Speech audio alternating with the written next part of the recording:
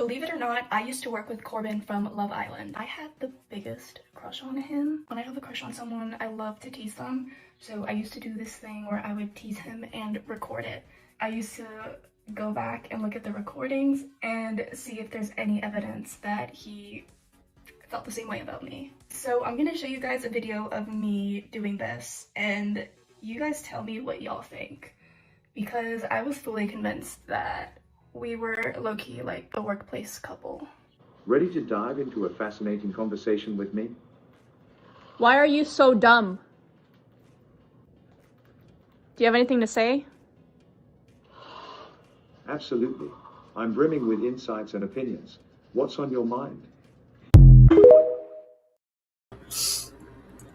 Hey, family.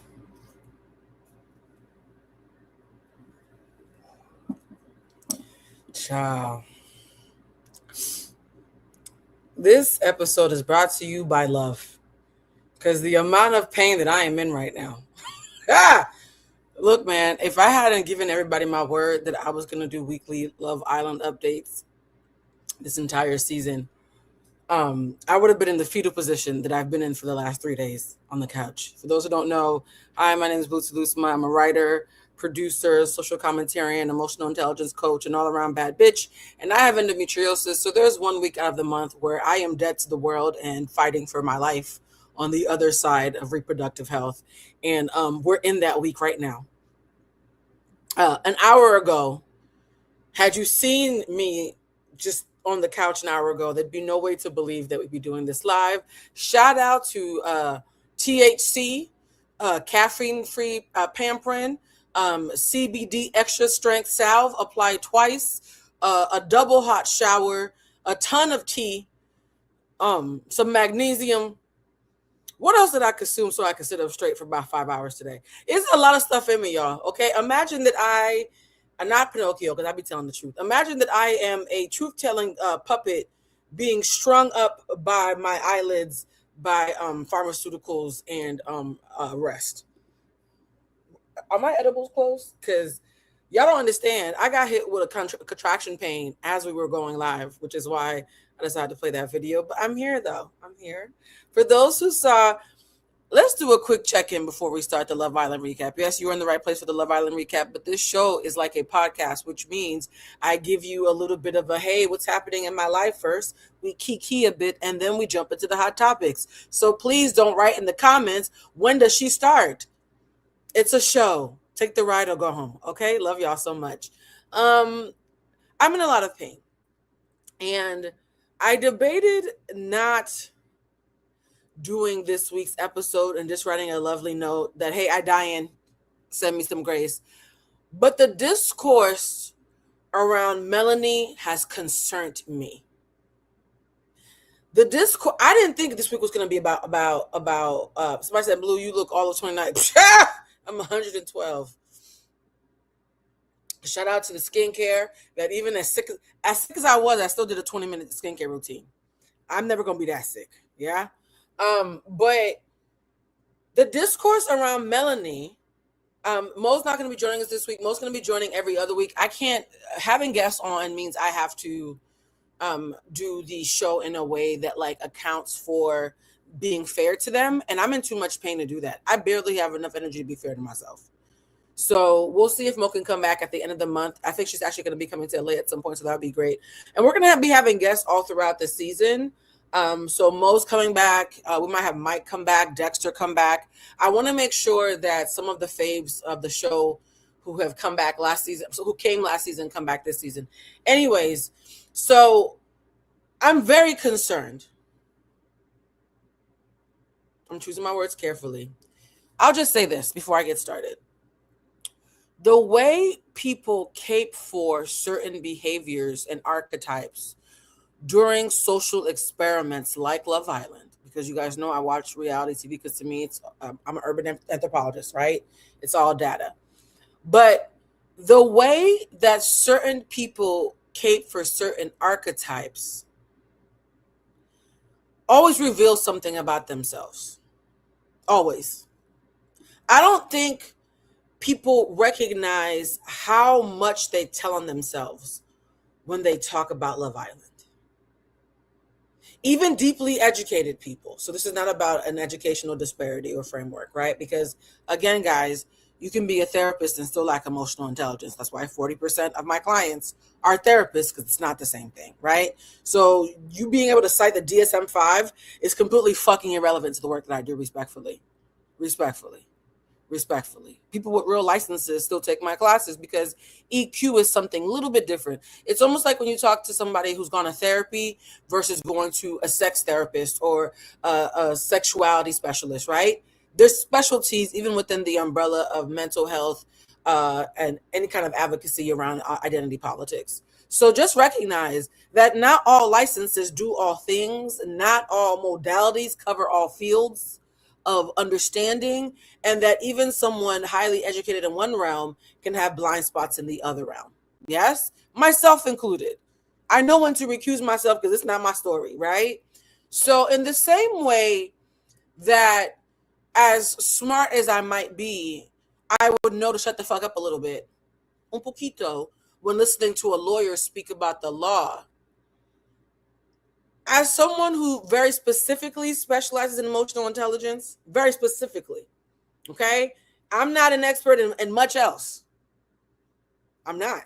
Y'all be surprised how much time I spend in my life. 80% of my life is me learning, 20% is me teaching, right? I like that ratio. So there's a certain base that I only have in my voice when we're talking about emotional intelligence.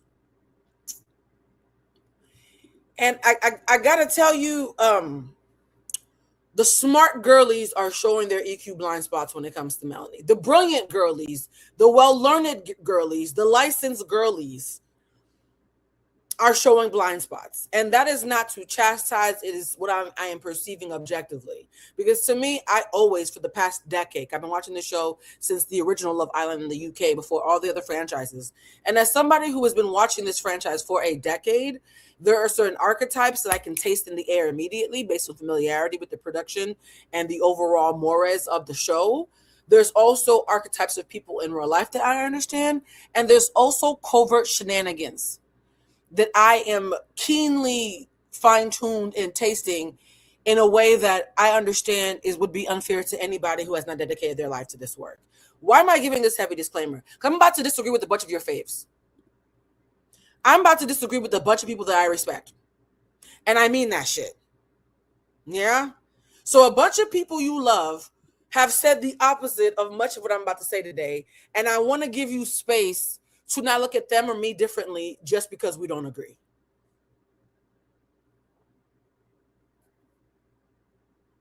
The amount of times this week I've been like, "Ooh, girl, you came in for what now? You be doing that? Is that what you be doing? You notice this, but not that." And for those who have said Melanie is the new Huda, I will say this. In the words of Scotty Beam, shout out to Scotty, because we were in the trenches saying some unpopular shit on Threads the other day together. I don't think it's fair to call Melanie a Huda in the sense that she's just an overly sensitive girl who has not shown the level of malice and danger that Huda showed. So I will not say that Melanie is the next Huda. And however, what I will say, because she's not, guys, she's not a Huda. What I will say, she is revealing the exact same echo chamber tribalism blind spots that Huda did. People are doing mental gymnastics and dismissing things that they would normally call out because of a fondness or protectiveness that they feel about Melanie, and the same way that they pretended water wasn't wet with Huda. And those of us who are apathetic to the cast, right? Because I'm honestly, as much as I said that, King Kada, I stand for what Kada did last week, I'm still not a stan of any of these people, right? Like, if any of them fuck up, they could all get it from me, honestly. As somebody who is not standing anybody, even though I'm deeply tickled by some more than others, the amount of blatant dismissal that I've seen of holding Melanie accountable just because she's a Black woman who used to be fat and has mental health issues and is saying all the proper buzzwords that come from having TikTok and Wi-Fi. What if I told you that even a Black woman with the semicolon tattoo who's had her heart broken by love and is paranoid because these niggas ain't shit, could still be wrong and still be manipulative. What if I told you that you relating to Melanie has nothing to do with the fact that she's still being manipulative?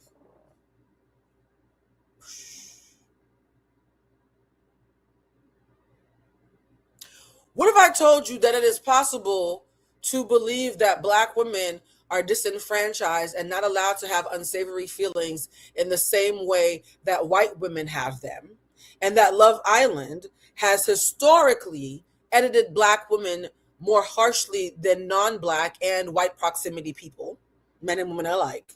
And with all that being said, Melanie is still on some bullshit and slightly acting like a mean girl. What if I told you that if Huda and Olandria had a baby and sent it to Punta Cana, that actually is Melanie, and that the caping that we did for Olandria and the caping that others did for Huda had a baby, and now I'm watching all of it in one fucking ball of mess.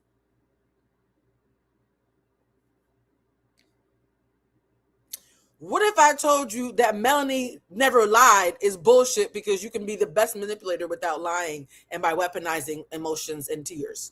We can't just be clocking weaponized tears in white women, y'all.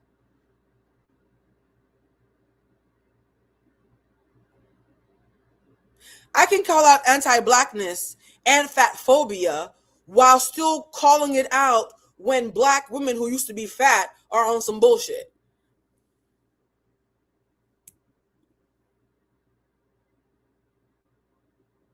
The amount of false equivalencies that y'all have made to cape for Melanie, and these are brilliant people. Child, where's my chlorophyll? Child, well, I never said I was doing this show to be popular, child. I have this disease where I say what the fuck I mean based on what the data has showed me, even when it's unpopular. It doesn't make me a lot of friends, but well, child, if you heard all that and you don't think you're in enemy territory, because here we don't have allegiances to anything but the truth wherever we may find it. That's why sometimes you'll see me having to clap for nigga I can't stand on this show. Even a broken clock, right? There's this bomb ass passion fruit orange guava juice that Whole Foods has, but when I added coconut water to it, I don't like what it did to it. There's two kinds of coconut water. There's a coconut water that tastes like a coconut just sweat. Like it's pure as fuck. Okay, it tastes like coconut sweat. And then there's the mildly manufactured coconut water that tastes all sugary sweet. I probably should have put the sugary sweet kind in here. All right. Now, if you're new here, let's go over ground rules real quick. Part 1 of this is not a space where a bunch of stans are on Reddit trying to show off how much they know about the show. On this show, as we always say, 60% of people who watch the show because they watch Love Island and they want to have a place to talk to like-minded individuals about what's happening on Love Island. The other 40% who watch the Love Island recaps, and mind you, this applies for all my topics, not just Love Island, have no idea what the fuck we're talking about and come here every week to get an overview of Love Island or whatever the hell we're talking about so they can stay up to date and well informed with the social zeitgeist, but they don't actually watch these shows. Because of that, some of the people who are watching this, 40% of you, are taking this journey with us. So in the comments, if you are a Love Island fanatic, do not spend your entire time in the comments posting spoilers and ruining it for the 40%. That is great. You are in the 60%. We do not give gold stars for you knowing a lot. Take the journey with us. Sip on it. Okay? It's almost like watching a movie that you've watched several times and watching somebody else watch it for the first time.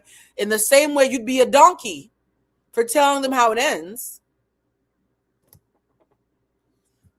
Oh, let me tell you, I'm so used to being early on Love Island.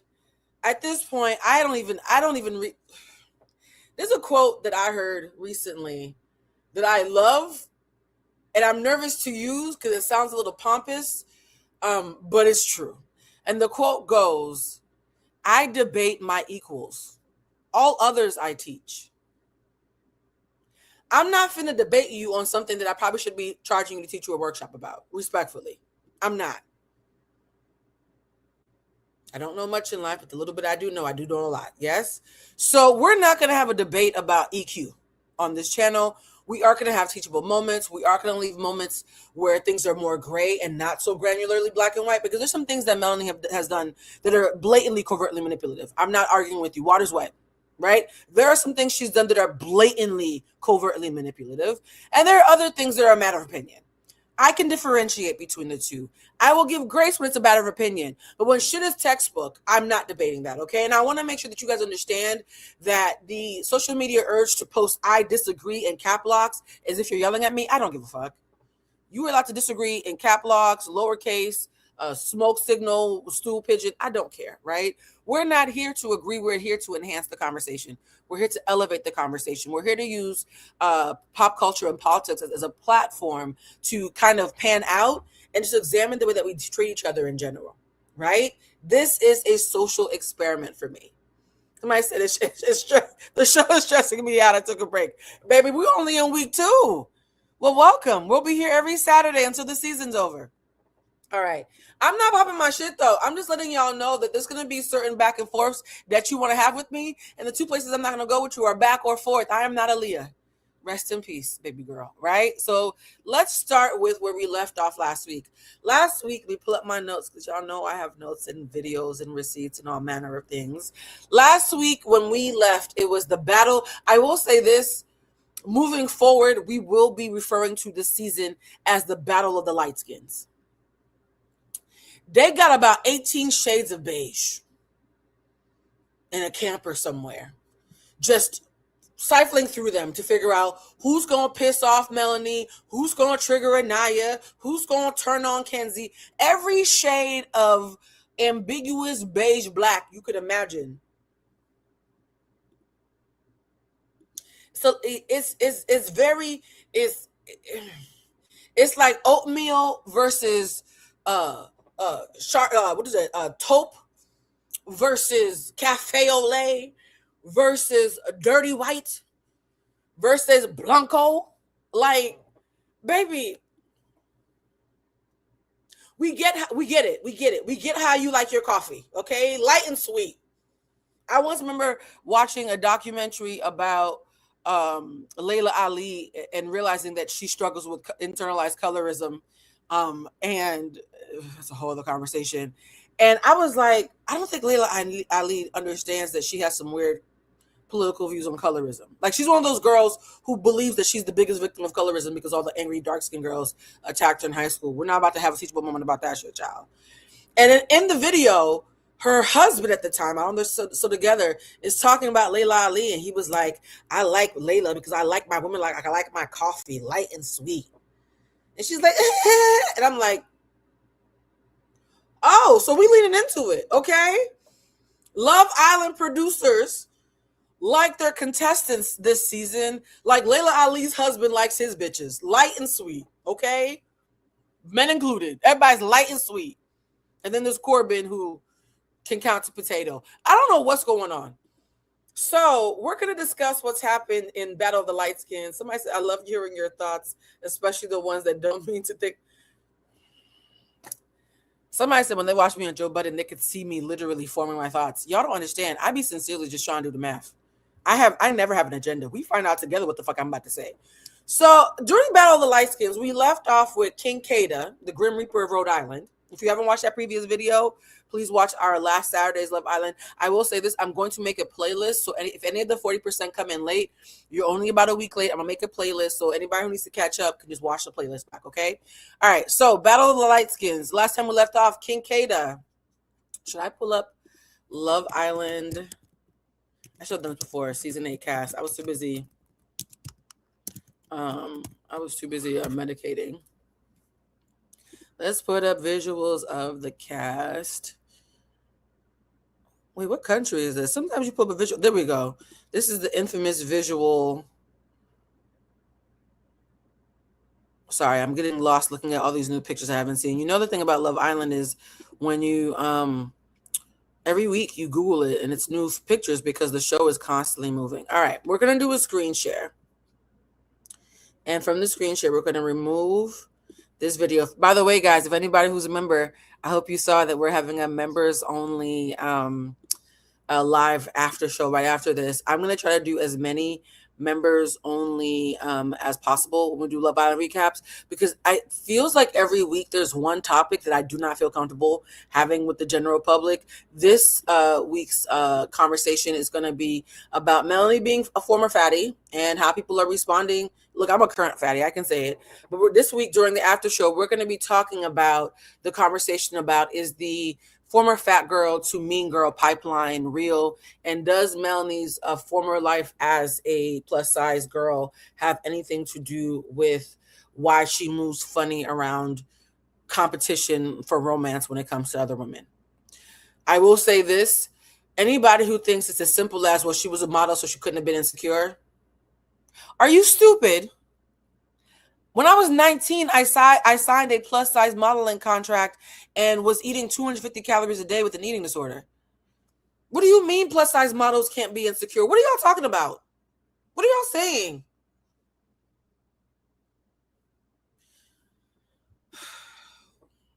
Thank you. It depends. It's not a unilateral statement that if you're a big bitch with a modeling contract, you must love yourself. You're all saying it like, oh, there's no way in hell she could have had a single insecurity in life because she was on the catwalk. Are you serious? Okay. This entire week, I've just been like, am I PMSing or is everybody a little stupid? I'm not even going to hold you. This week has tested me. It's tested me. And the answer to that question is probably both. Okay, I'm probably PMSing and everybody is probably a little bit stupid because the world is burning and I can't blame any of us, myself included. Somebody said, thank you. Even regular size models are insecure. Then some people say, well, there's no way that she could be. Girl, what are you saying? That's not a thing. That statement is not a thing.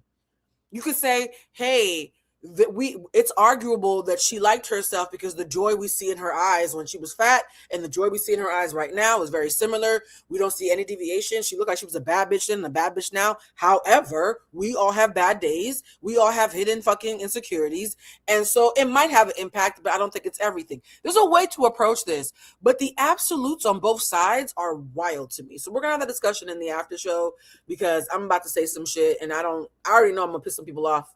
See y'all in the after show for that. Shout out to the members who have joined. Oops, something just flew into my eye. All right, now we're looking at this Love Island cast, right? We're officially starting right now at the 23-minute, 39-second mark. Love Island episode 2 recap. When we left off, King Kada was having some beef with Melanie. Melanie is the one who is in the second row next to oh boy. So she's the second one in the second row, okay?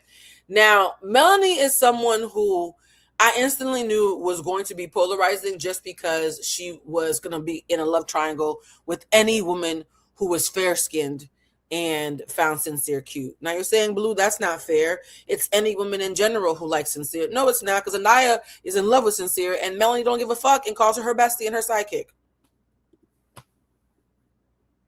If Melanie had the ability to be worried about Sincere with any woman that he has chemistry with and who talks to him a lot, why is she not worried about Anaya, who talks to Sincere sometimes more than Melanie does, and who flat out said that Sincere and Sean were her first top two choices?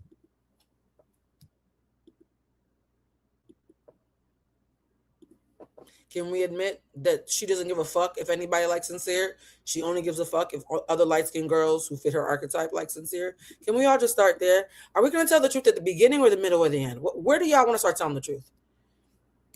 Yes, we said this last week. Anaya and Melanie both have shown that they believe in the hierarchy of skin tone and that Anaya is color struck.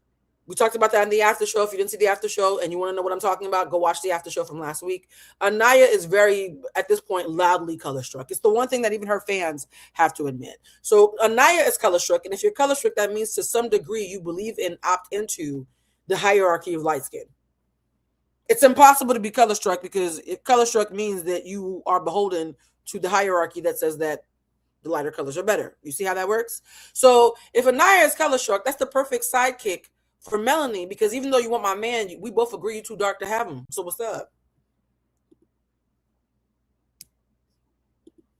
For those who said they're sick of everybody making Anaya a therapist, they couldn't make Anaya a therapist if she didn't put up her booking calendar with a link. to add to cart every week. Anaya is doing this to herself. Anaya is offering herself up as a therapist. They're not chasing her down. She's offering it. To the point now that KC, the beautiful chocolate man in the second row, okay, him and Anaya make a cute couple.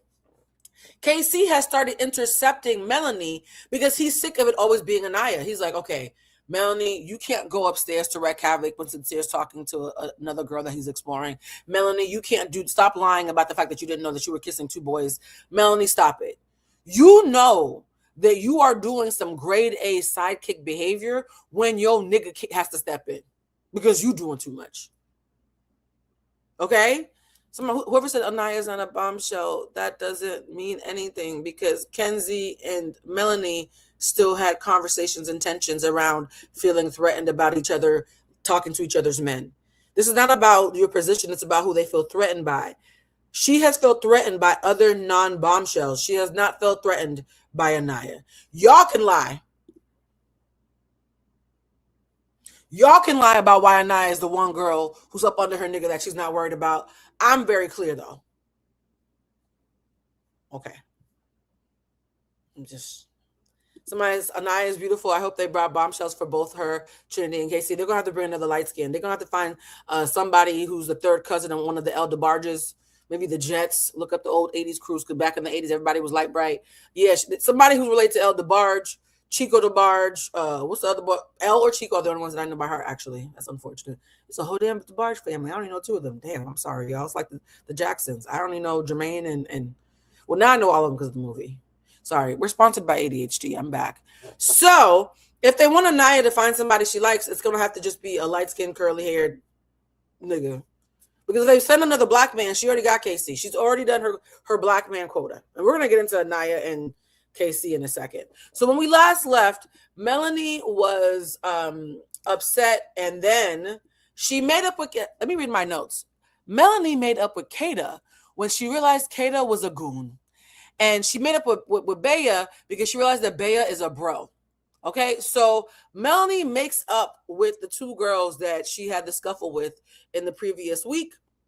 I'm not surprised by this because one of the things I've noticed about Melanie is when she's losing an argument, she cries. If she can't out-cuss you out or out-stank you, then she'll just cry. Very white woman of her. Somebody said, a love offering for this glass skin. Oh, thank you. I'm using some new products that are meant for glass skin, and I just put them on, so I want y'all to see it before they evaporate and I look regular again. Okay, so I want to have a conversation with you guys today about what's happening with Soul. But before we get into what's happening with Soul, we have to work our way up to where we left Melanie and old girl Bea. When Melanie and Bea had their conversation, I'm going to say something that Melanie does. Here's the funny thing. I actually would have loved Melanie a lot more if it wasn't for this one thing. This is the one thing that Melanie has consistently done that my pattern recognition is beeping at so loudly, like a car, like a truck backing up. Beep, beep, beep. Every time she does it, my brain pings. My eye twitches when I watch the show because she does it so fucking much. So if you're saying, Blue, why aren't you showing more grace to Melanie? I put in my notes, oh no, we have enough data for this to be a bona fide pattern. Melanie is consistently cocky when she's happy.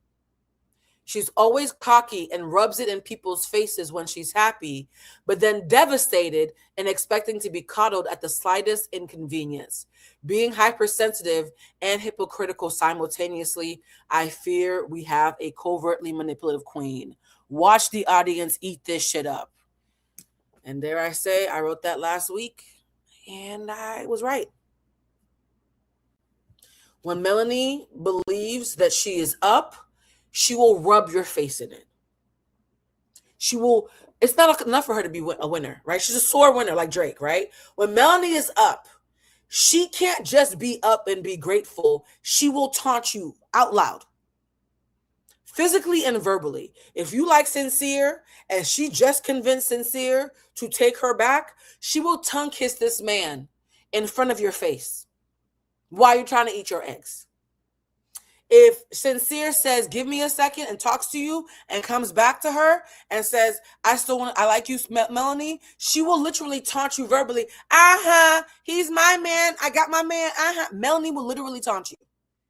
But if they say, Sincere, you have to hold another girl's hand for 13 seconds in a challenge, Melanie will start crying and be devastated as if she's just gotten beat up by Joe Jackson.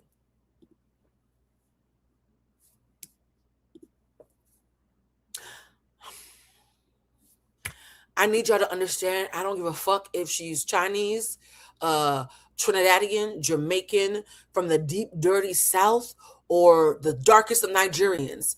There's no fucking part of me that will cape for anybody who can give it but can't take it. That's where y'all lose me with this Melanie caping bullshit. If Melanie was going through all the pure, honest, she's so authentic reactions that y'all are caping for, and was not taunting people and being brazen on the other side, I could play along. I could be like, you know what? That is brave of her to open up about her feelings. That is brave of her to explain her insecurities. That really, really is dope of her to share the nasty parts of her and want this man to like the real her and not her representative. But baby, 20 minutes ago, you were playing in everybody's face. Melanie herself has admitted this. Melanie herself has said, sometimes I gotta let Sincere get away with lying to me because I be on some bullshit too.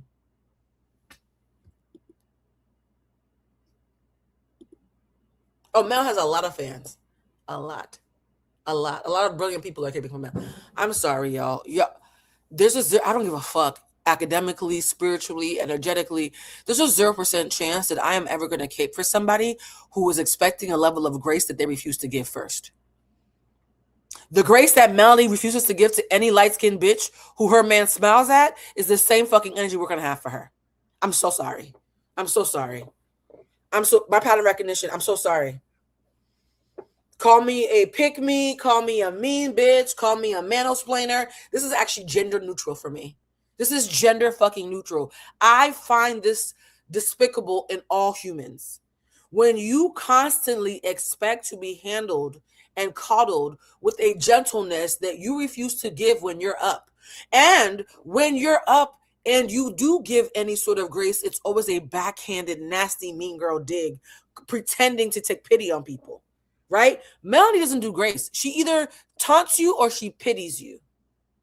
You guys want me to feel bad for somebody who taunts and pities people, but always skips just regular fucking respect because she's a black woman with a semicolon wrist tattoo. We have created a whole generation of people who think that having a mental health issue completely absolves you of accountability in even the most reasonable circumstances, and gives you a blanket excuse not to have any sort of personal development. That's not grace, that's enabling. People saying, oh my God, poor Melanie needs to run from Sincere. Based on that logic, shouldn't they be running from each other since they're both covertly manipulative? Oh, but she's manipulative in the way that you like. And he lied to you the way your ex did, so fuck him, even though they're both manipulative. Got it. That's unhealed trauma, baby. I don't have enough unhealed trauma to be on that wagon. So let's watch a montage to catch you up 40% and 60%. That Melanie's from Miami. Oh, we have something about Melanie. By the way, guys, this whole thing is not going to be an anti-Melanie rant. Like I said, my concern when I watch the reactions is the things that y'all cape for that are blatantly dysfunctional in these shows. Tell me where the pain point is and where the flawed logic is in the social realm. So this is not about Melanie. It's about y'all, respectfully. All right, let's watch the recaps. Is male-centered and a pick-me, and this last episode kind of sealed the deal for me when it comes to Melanie, and I just am not feeling her this season. I'm really not. I see a lot of people hyping up this chat that she had with Bea, saying it was so genuine and they're glad they could work it out and it was so like refreshing. You almost cried. That was a weird ass fucking conversation.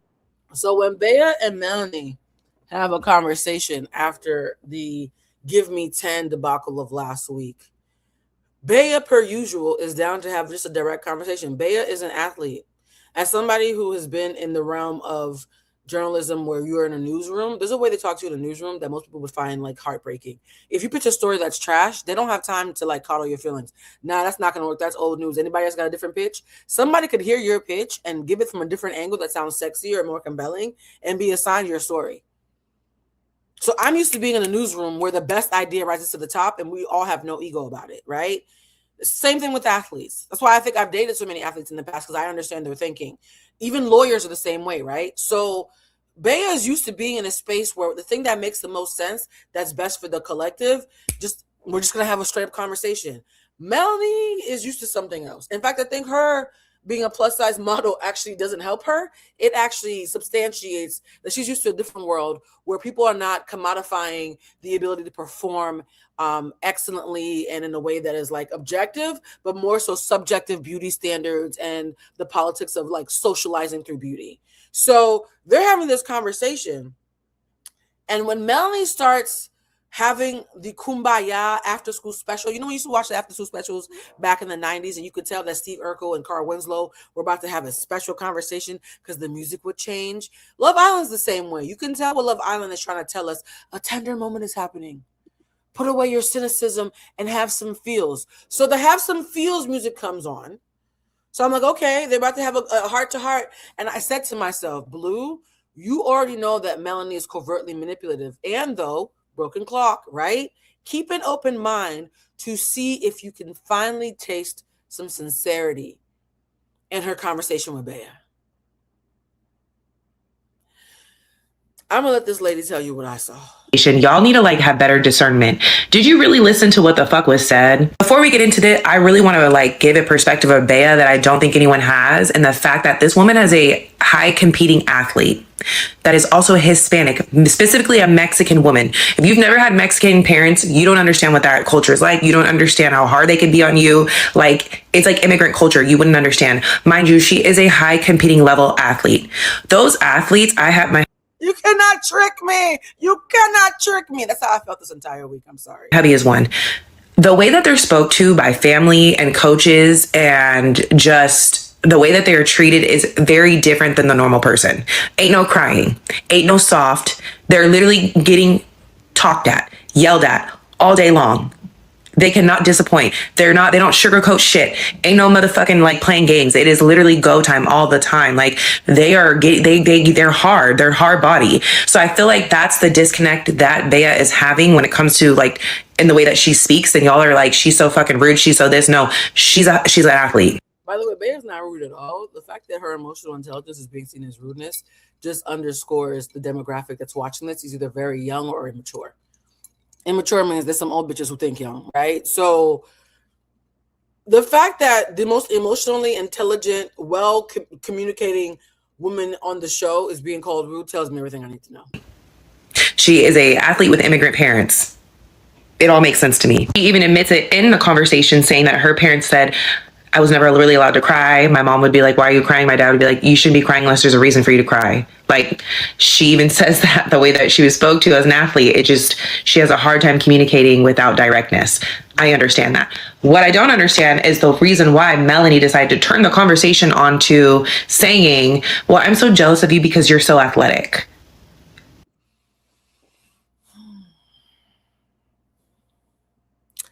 I'm so jealous of you because you're so athletic.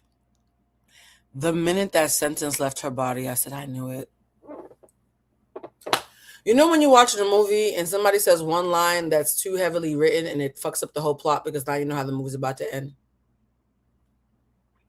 I have been doing this work for so long. Funny enough, I've been doing this work longer than I think Melanie's been alive. Right? 2003? How old is Melanie? Maybe the same time she's been alive? Maybe about the same time. But one thing I can tell you in the last 23 years of doing this work, in the trenches, I've seen the most covert bullshit that you could imagine and watched it play out and tracked it. The minute a woman who prioritizes outward beauty and feminine softness looks at you and says, I'm so jealous of how athletic you are, it is a dog whistle.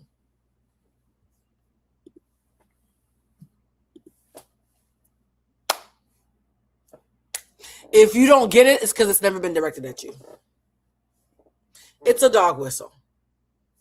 It's a dog whistle for the ages. And I remember thinking, oh no, Melanie, you're not about to do this. You're not about to do what I think.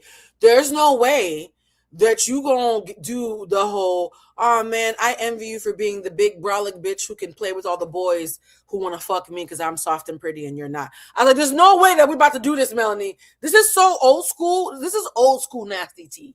This is the kind of shit you would see back in the early 2000s when we were wearing belts around our t-shirts and our office casual outfits at the club. Okay, it's given long white t-shirt at the club, office attire at the club. It's given like 2007, 2008 tees, which immediately tells me that Melanie has older sisters or older cousins who she's watched be nasty to other girls. This is slightly out of her age bracket. This is the shit that bitches my age do. Okay, it's the bitches who are 112 who was around in the early 2000s going to the club. I'm so jealous of how athletic you are. I said, girl, bitch, I know you're not about to, but she did. She did. And to the over 35 girlies who know what the fuck I'm talking about. You're not jealous of her, honey. You're not. She's not jealous of Bea. That was a weird, shady ass comment. Okay, walk with me. Then she also says, oh yeah, so you're like one of the guys. You can go, play sports with the guys. I could never. And then Bea is like leading into her comment like, well, I'm kind of jealous because you're so feminine. That's what it is. She made Bea. And of course, Bea says, well, I'm jealous of how feminine you are. Here's the thing. For those who are saying, well, how would Melanie know this? Bea literally confessed during the speeches she's given how she picked Gabrielle because Gabe makes her feel soft and feminine. Melanie, being a competitive girly, this is my personal opinion, if you're someone who's constantly clocking every light-skinned woman in the house to see who's a threat to you and your man, and this woman who you had a moment with because she checked you in a way that the other girls wouldn't, this girl has previously said that she picked a man who made her feel soft and feminine because she doesn't always feel soft and feminine as an Olympian athlete.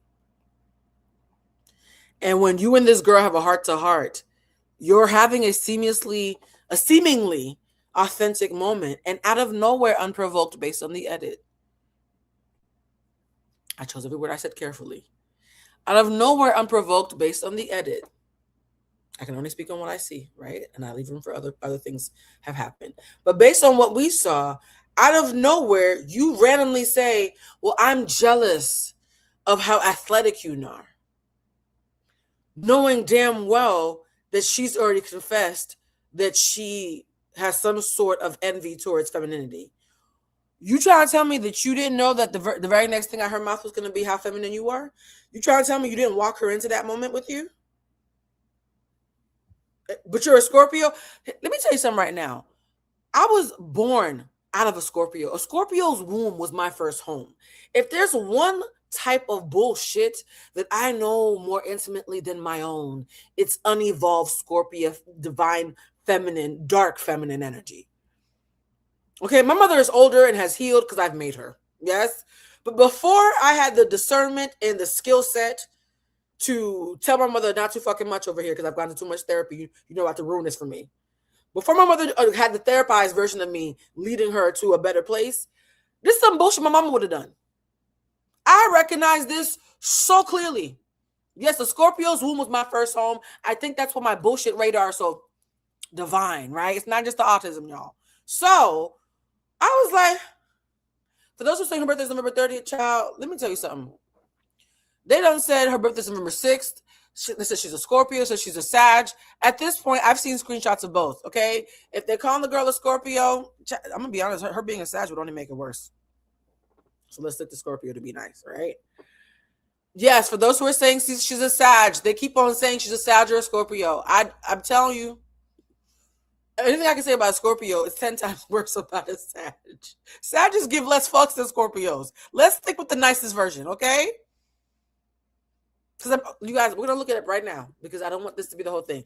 Melanie, Love Island birthday. Love Island birthday. Because they showed her birthday being during Sag season and Scorpio season, and I got tired. It says November 6th or November 28th. We do not know. Both are often reported. Can we let it go? See? Can we let it go?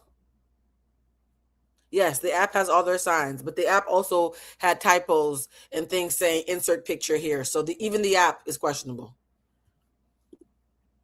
The app went viral last week for having typos. So that can't be. Yeah. What does the app say this time, guys? I've seen screenshots of the app saying both. In fact, I think the app making the mistake is what caused this. There's a screenshot of the app saying November 30th, and there's a screenshot of the app saying November 28th, and there's a screenshot of the app saying November 6th. So which one is it? Somebody said she a pick me. Okay, let's go with that. So I don't think she's a pick me per se, because she only. It takes a while for me to call somebody a pick me. I do think she is male centered. I don't think she's a pick me yet. That's me showing grace. You see that? But I do think she's male centered. I think anybody saying she's not male centered is wild, because Melanie has all but said she's male centered and been giddy about it. So that's a weird thing. Y'all keep on caping for these girls in ways they don't even cape for themselves. It's very interesting. It's like she's trying to hype Bea up, but it was almost like a backhanded compliment.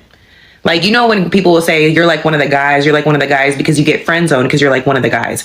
Like, almost like you're not feminine enough. Yeah. That's where I'm like sitting here. I'm like, you see everything as a potential of a man, right? That's where the male centeredness comes in, because she's an athlete and she's able to compete with men. You're jealous of that. Yeah. Like, y'all see what I'm putting down? I'm just like, girl, fuck is you talking about? Like, what?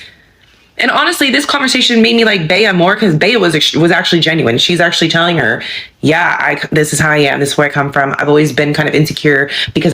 Did I just tell you that Bea was the only girl in the entire house who was not falling in line with Melanie?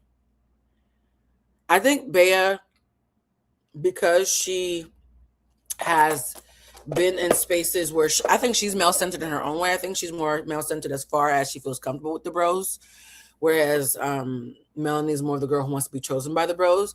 But Bea, you can tell, comes from a household that's very different from Melanie's. In Bea's household, you could not make excuses, and you had to figure out a way. It was very results-oriented in that way, right? And girls like that achieve a lot, but they also, to Bea's point, struggle with being softer and receiving, because they're always giving and they're always achieving. On the other extreme, I believe that Melanie comes from a household of attractive women. And her mama probably said shit like, them girls are just jealous of you. And whether she was big or small, she's always been gorgeous. Melanie's a gorgeous girl. I'm not a fucking hater. And as somebody who's been attractive fat and been attractive skinny, I can tell you, a pretty bitch knows she's pretty whether she's fat or not. So I don't think Melanie ever thought she was ugly. I do think, though, actually, no, let me not get too much into that, because that's for the after show. I do think, though, that Melanie comes from a softer feminine household, while Bea comes from a more high-achieving feminine household. I think both are fine. I think both ways of being a woman are completely up to you. My version of womanism / intersectional feminism means there's no one way to be a real woman. It's just a matter of being a woman who doesn't cause harm to other people and herself, hopefully, right? So I do think we are seeing two polar opposite versions of male-centered clashing, but the version that Bea has is the version that has accountability baked into it. That's why, even though I find them both problematic in different ways, at least one has accountability baked into her bullshit. At least. I am an athlete, because I am more like, I wouldn't say masculine, but she's more athletic. She's more sporty. It's hard for her because it is like that with men, where it's like, I'm one of the guys. You don't really see me as a romantic partner. I have a hard time letting my walls down until I'm in a romantic relationship. So I'm just not feeling Melanie. I'm sorry. There's a lot of male-centered pick-me women that love her, and you can love her. But on this over here, I'm just, a lot of stuff is. For you to tell a woman, guys get tired of pretty after she checked you for being performative and rude while vying for a man's attention. Guys get tired of pretty, but they won't get tired of me? Why? Because I'm how are you an academic watching this show who doesn't see what this is? No, I'm being so fucking serious. For the people who are caping for Melanie, as if her hands are clean and she's some poor victim of the patriarchy and sincere, and nothing has been at her own hands. How are you watching a scene like this as anybody who's ever studied gender politics at all not seeing what this is? How? Academically, fuck emotionally. Academically, how are you not seeing what this is? It's making me question her. I'm not. And then honestly, her running back to Sincere and be like, I just need a friend. I need a friend. Can you talk to me? After the way you've been treating him and paying him dust and like embarrassing him this whole time was wild to me. And then Sincere had to go back and talk to her and be like, I didn't like the fact that you talk to me as like a friend, like I'm your romantic connection. And I don't like the fact that you've been mistreating me. And if I did the same to you, it would be an issue. Like, very manipulative woman, male-centered. We're going to see more of this season. I assure you. Not a fan. I'm not a fan. Like, honestly, like, I'm jealous of you. Like, this girl is doing a reenactment, a really good reenactment of the conversation, because I don't want to get a copyright. But this reenactment, though, is quite brilliant. Like, boys don't want a gorgeous, stunning little thing like me. Like, what can they do with that? Like, you're chopped as hell, but like, you can run around with them. You can play with them. You can really like keep up with them. Like, what am I supposed to do other than sit still, look pretty? Like, it's just like, it gets to a point, you know? And it's like, at what point are you going to realize that, like, yes, you're chopped. Yes, but like, you are also going to run with them. Saying boys get tired of pretty is saying you're chopped. I'm so sorry. It is. I'm so sorry. I'm not gonna argue this with y'all, respectfully. You know, you can tussle, you can rumble, you can really get in there, but like, all I can do is just be gorgeous. I do agree that both women are attractive, and not in a way that's like a huge disparity, and one just performs femininity and the other one doesn't. I do agree. The performance of femininity is the only thing that separates Melanie from Bea. I think they're both actually equally attractive. You know, like, you just have, like, no, for real, girl, you got it. You got it. Like, you got all that going on, and I'm just, like, gorgeous. Melanie and Bea's conversation, how do we feel about it? I feel like Melanie, I just get a disingenuous vibe from her. I just even when she asked her, she was like, yeah. It's giving, if Bea did not ask, it wouldn't have happened. Melanie's nonverbals, another thing, as someone who has had to learn to watch people's micro expressions to understand things that aren't being said verbally, because my brain is more direct. And when I say my brain is more direct, that's not a thing to be a flex about. I do think it's the hardest part about being autistic is when I'm depending on people to say what they're thinking, and there's a whole nonverbal conversation happening that I can't follow along. So because I've had to teach myself how to watch micro expressions and see them as data points, right? Rather than just listening to people's words. Watching Melanie's facial reactions is wild. Her mask slips so much with her facial expressions. It actually is stunning me that the TISM girl, is picking up on it, and the neurotypicals and other neurodivergents are struggling with it, because her facial expressions, I have loud ones, hers are very loud. Two, the conversation got weird when I'm so jealous of athletic girls, and then she breaking the touch barrier. Like, why are you breaking the touch barrier? I thought this was brilliant about how whenever Melanie's being nice, nasty to somebody, she always forces herself to touch them or makes them touch her. Like, she either puts her hand on her knee, or she asks for a hug, or she like encroaches on their personal space to dominate them with what is supposed to be sincerity. If you couldn't blow smoke up my ass, don't hug me. Every time you have a little catty moment with the girls. Like, she did that with Kata. Whenever they came back and it was time for them to talk about it, or she asked to talk about it, she go to fist bump her. That's awkward. Then she go to hug her. Awkward. You just forcing it. It's giving fake love for real. And now with Bea, she going to grab her hand the whole time. It's like, let my damn hand go. Why are we holding hands and talking? Not Friendship Island. Let my hand go. It don't gotta be all that. Just finished the most recent episode of Love Island, and I hated the conversation between Beatrice and Melanie. First of all, in the defense of Melanie, if I was on national TV and I may have crashed out just a little bit, I'm not saying she did this, but I would spin the conversation personally. I love this girl because she's saying, I can relate to Melanie, and I also think she's on some bullshit. If I crashed out, yes, I would be trying to save face by having this bullshit conversation with Bea, having a fake sister moment while still getting digs in. I love when y'all relate to people on some bullshit and still recognize it's bullshit. It's those of you who find something relatable and think it being relatable means that it can't also be dysfunctional. That's where y'all lose me. I would actually respect y'all more if you said, yo, Melanie's on some bullshit, but I be on the same bullshit. I would respect that, actually. I'd be like, you know what? Props for seeing yourself clearly. But to see somebody on some bullshit, but because it smells like your bullshit, it doesn't smell at all, yeah, no. So that the other person looks wild for coming at me. How I said it really was like bothersome. Yeah, I think it was so disrespectful. Let me talk about my real issue, and it is the character art they put Beatrice on. What is important to know is that Beatrice is not aggressive. She is not mean. She is direct, and she is confident. Beatrice is one of the most athletic people in the world. Y'all thought she was gonna tiptoe around her words? Bridle her tongue? Come on now. She spoke to Kenzie the same way she spoke to Melanie. Thank you. Bea speaks to everyone the same way. She spoke to the fragile little white girl in the same way she spoke to Melanie. And Kenzie was like, oh, yeah, that totally makes sense. Great chat. Do you know how much it takes for you to be out white womaning an actual white woman on set? Melanie is pulling a Karen better than Kenzie is. And Kenzie quite literally is a Karen. Kenzie did not have a problem with it. After the conversation, she spoke to Trinity. Trinity stood 10 toes down and said, no, girl, you may be in the wrong. Just a little bit, you may be in the wrong. So out of the 3 conversations she's had, one of them ended off in tears. When they go and speak, the conversation shifts to the issues that Beatrice may have. Oh, she's been through a lot growing up, and that's made her what? Confident? Bold? Direct? This notion that the girls who were told not to cry growing up are aggressive, but a man is gonna put you into your femininity. Ugh, you make me sick. Don't ever speak that around me. When I'm with this boy, he allows me to feel so soft and just fall into this feminine energy. What struck a chord was when Melanie said this. Yeah, because I look at you and I'm like, you know how jealous I am that I'm not like really athletic.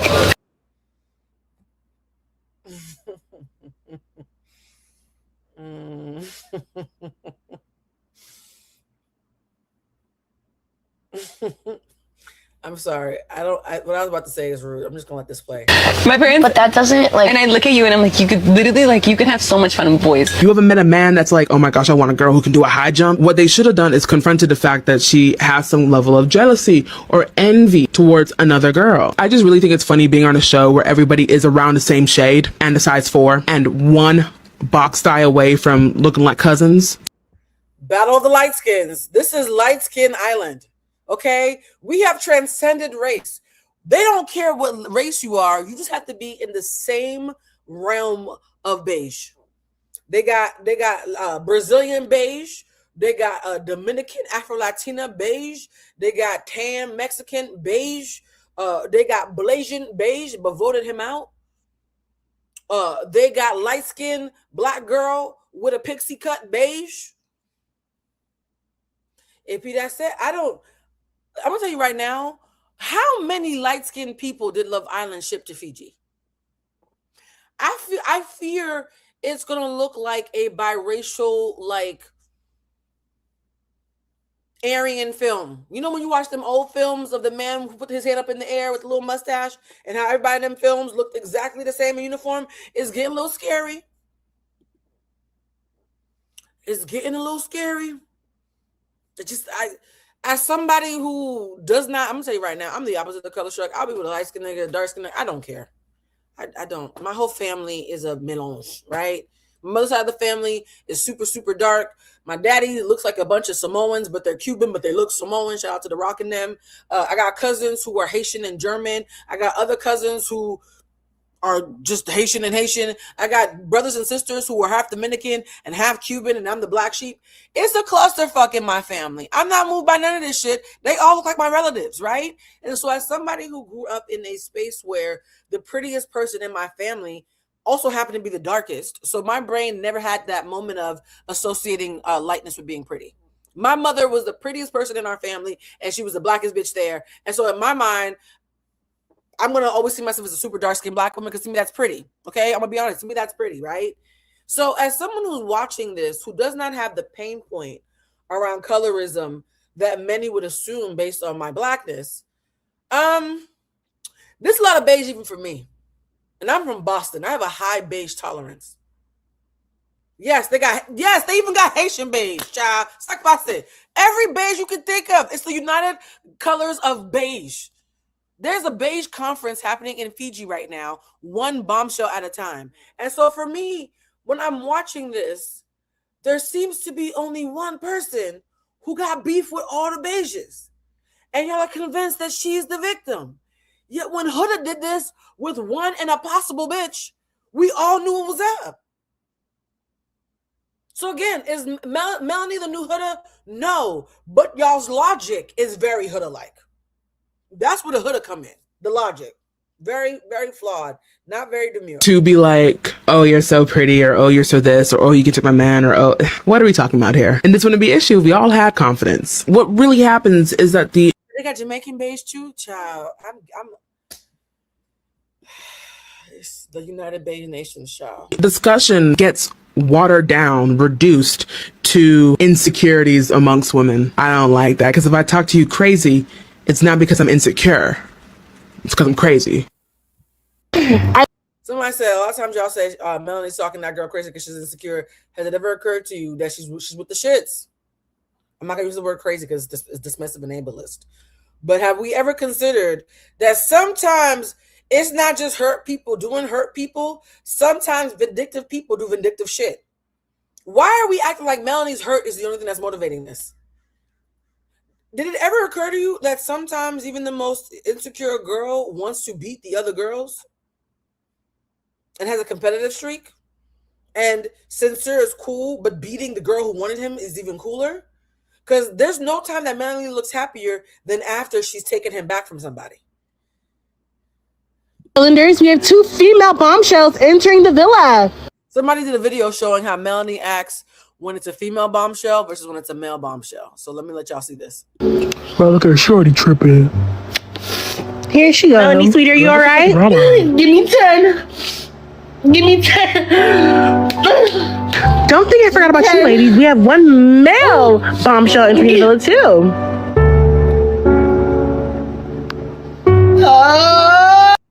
When it's a female bombshell, she immediately gets ready to cry. When it's a male bombshell, she starts twerking and throwing her puss and her legs up in the air. Like, I'm not joking, guys. There's literally a scene of her on a big white Diddy bed during the bed challenge. We're going to get into the bed challenge. And she was flipping on that bed. She was flipping. I don't know if she did a handstand, but she was flipping on that bed and twerking in the air. Tongue out, everything like a dog in heat. And when the girls came out, she started growling.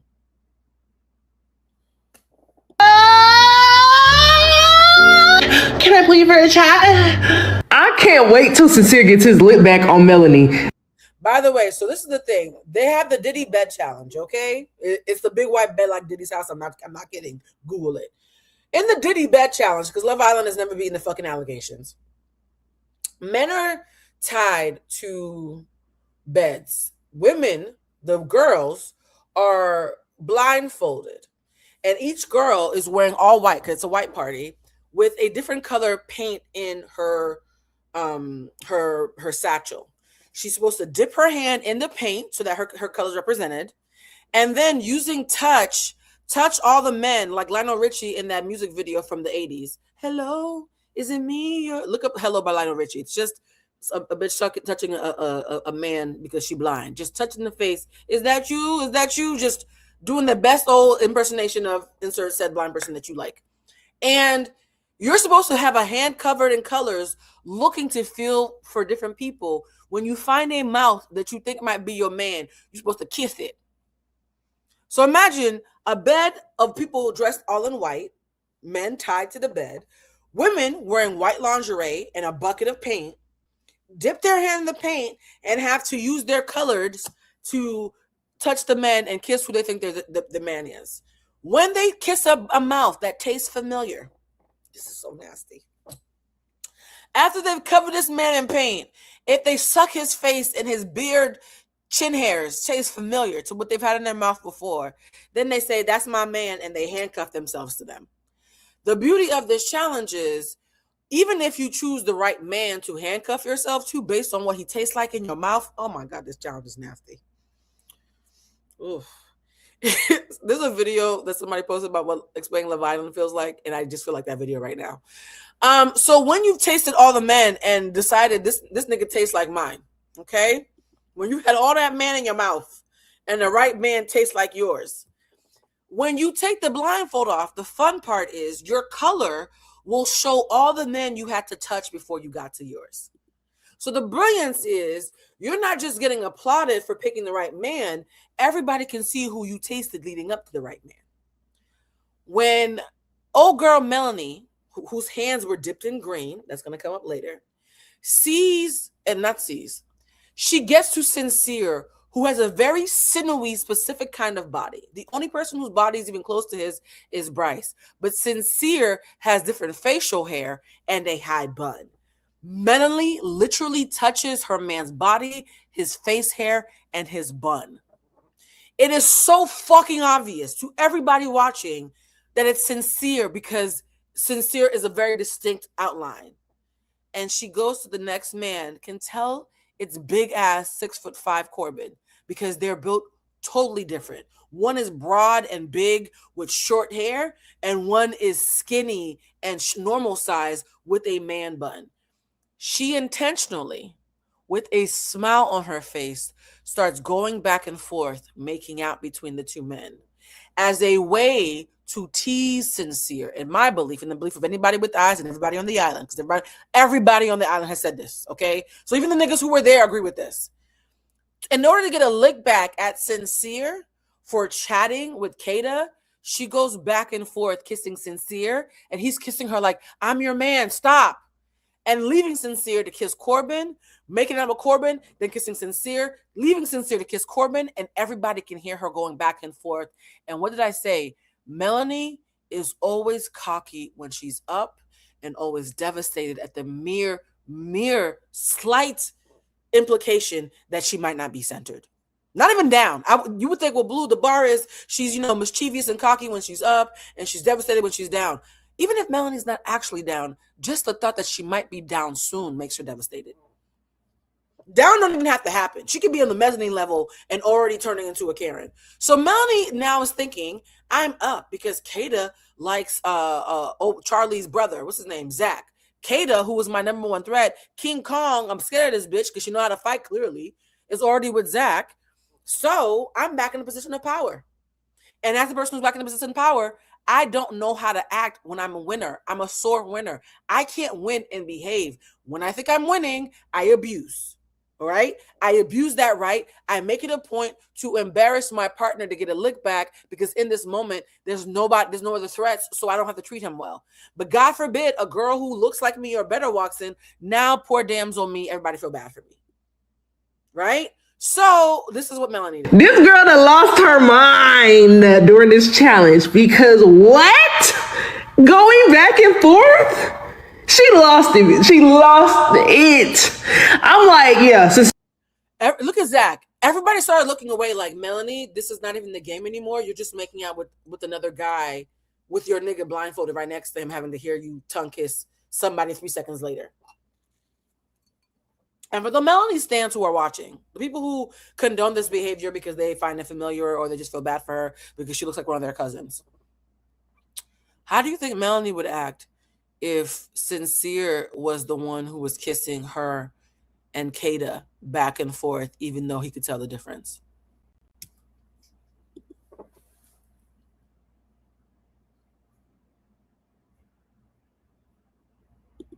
How do you think Melanie would act if Sincere did the exact same thing and gave the exact same excuse later on? Oh my God, I didn't know.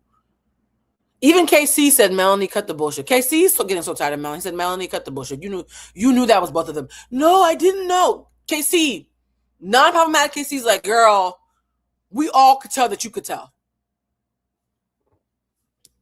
But Melanie's the victim, right? Okay. It's your turn. It's your time.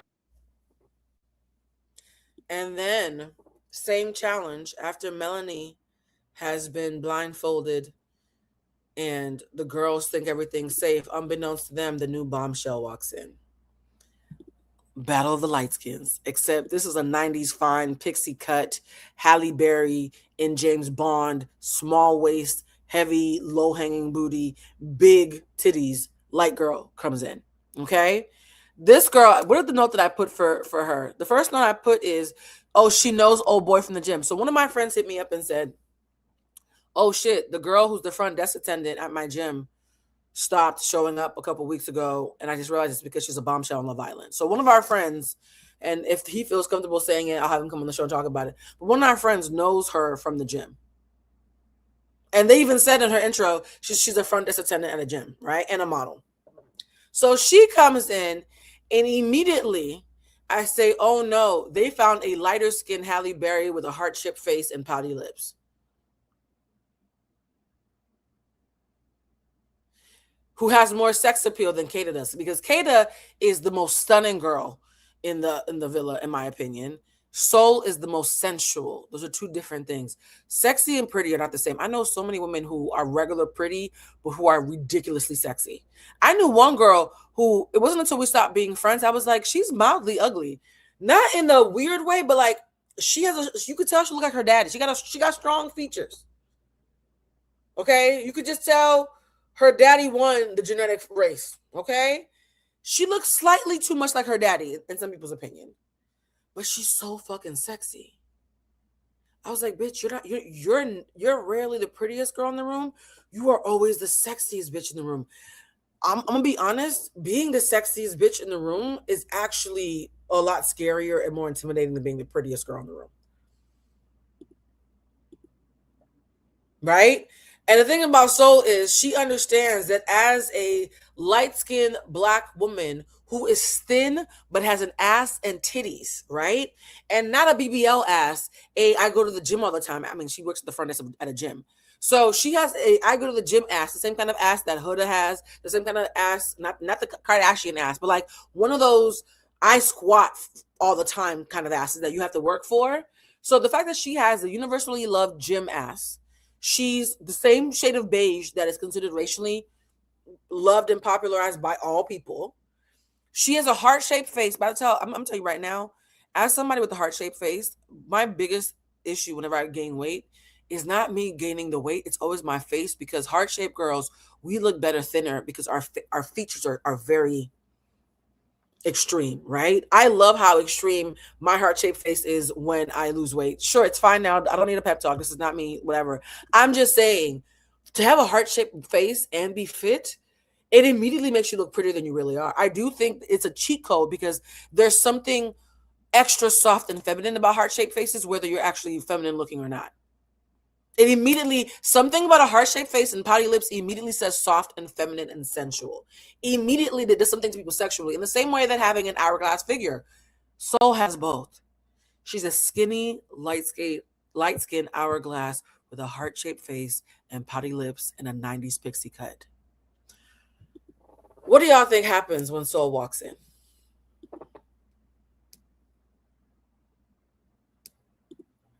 What do you think happens when the heart, y'all, can we be honest?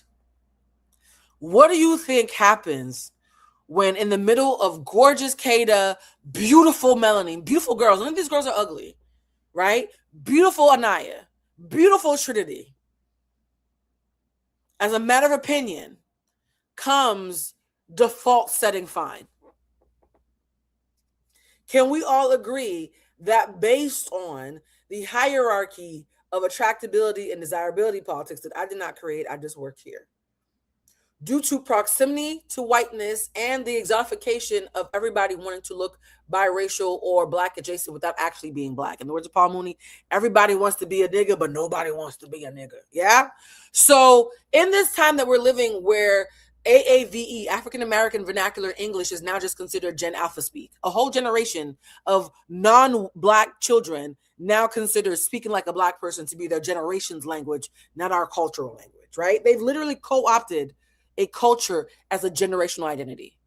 In this time when that is happening, you trying to tell me you don't think that this is the fucking most, they called her the side piece assassin, right? They started calling her the side piece assassin. Kata is stunning more than pretty. Yes, Kata is stunning. This girl is on some Betty Boop type shit. Yes? And the reason why I'm being so blunt about the hierarchy of desirability politics is we all fucking know this deep down, even without any academic understanding of it, which is why when I say it bluntly and I speak about it academically, it gives you permission to admit what you already knew. That's why y'all get so excited whenever I talk about the hierarchy, because it's supposed to be implied and I'm being explicit, right? So So Sidepiece Assassin, I don't like that nickname, that's what they started calling her, comes in. And she's a model too. And what do y'all think happened? Hey, my best friend Soul. Before we talk about what happened, let's humanize Soul first. Okay, let's humanize her. Her best friend, who also looks a little bit like her, but Soul, you'll see, we're gonna have videos of Soul's other best friends in the after show. Soul's the girl, you could tell she had friends who were light skin, dark skin, black, Asian, mixed. Like, you could tell she's a girl who was so naturally pretty that she was able to just make friends who looked of all different types. So all her friends don't look like her, but this girl just happens to. But let's see what she has to say about Soul. Is on freaking Love Island. She's gonna be a bombshell tonight. I've known this bitch for 10 years. I know that it's Love Island to you guys, but this is watch my best friend find the love of her life and maybe win 100K for me, okay? So I'm so excited to see her possibly win. I know that there's like some mixed reviews. I don't want her to see any bad comments, so this video is a safe space for her. I want to give her a space and some videos to come back to. So, Gerb, this is for you. I want to just start off so people know a little bit about her. You're gonna find out tonight, but she's a Scorpio if she doesn't say it. She's a Scorpio and she's very straightforward and she's a Soul already has Michael B. Jordan in her likes, and from what I've seen of other women I know who he has been attracted to, she is very much his type. lover girl as hell. Like, she would go to, I'm not shocked she's on this, literally just because she's always talking about finding the one. She wants to find the one. She's a lover girl at heart, you know? So with that being said, I want to place some guesses for my girl. I do not, and Soul, if you go for him, I swear, I do not think, my biggest thing, she's not going for Gabriel and she's not going for Bryce. I know that for a fact. So she's saying up front that she doesn't think Soul likes black men. For those who cannot translate, Soul's father passed away a couple of years ago. She was homeless for a while, became a model to make extra money, working at the gym, at my friend's gym, just hustling. But she was really, there's videos of her speaking about how depressed she was when her father passed away and how she spent 2 years dealing with that trauma without having a lot of people to support her. So Soul is one of those girls who is pretty, but also had to learn how to work a room for survival, and who was very close to her father. So it's so interesting. I do believe that the way that we are socialized with different genders growing up has an impact. Melanie acts like the girl who grew up in a family of pretty girls who thought other women were jealous of them. So when her cousins and her sisters are caping for her, I'm not surprised. I feel like you're all probably very much like her. And she probably grew up thinking that the girls were jealous of her. And when she went through a bad breakup, she might gain a little bit of weight, because according to the research I've done, Melanie was been skinny and fat and then skinny again. So as someone who went through that same journey in high school, that speaks to someone who probably emotionally eats, right? And because she's a Scorpio or a Sag, but she has deep emotions about her dating life and has talked about it very openly, I do think probably sometimes when she's gained weight, it was probably emotional eating. That happens to all of us when we're younger. And then she got fit, and it was even better for her modeling career. Now, think about the girl who's losing and gaining weight and lives in a matriarchal household where beauty is a currency. And think about the girl who is naturally fit, a daddy's girl, has very, very easy going relationships with men, but is used to women not liking her. Are you seeing these two archetypes, right? Because I think that sometimes when y'all see two light-skinned women, you just paint them with the same brush. We have more nuance here. I do believe that Soul and Melanie have had different experiences with men, with attention, with their body, and with their sexuality. I do think that Melanie is more, as the baby girl, and use my big king. You know what I mean? Those girls who think smallness or demureness or prettiness is a currency in that way, as opposed to Bea, who's like, look, I could be one of the bros. And Soul is like a combination. Soul has the softness of Melanie, even more so than Melanie, and the ease of Bea. It's almost like when Bea and Melanie were on the couch talking about athletic girls versus the soft girls, they didn't know that a bitch who could do both was about to come in.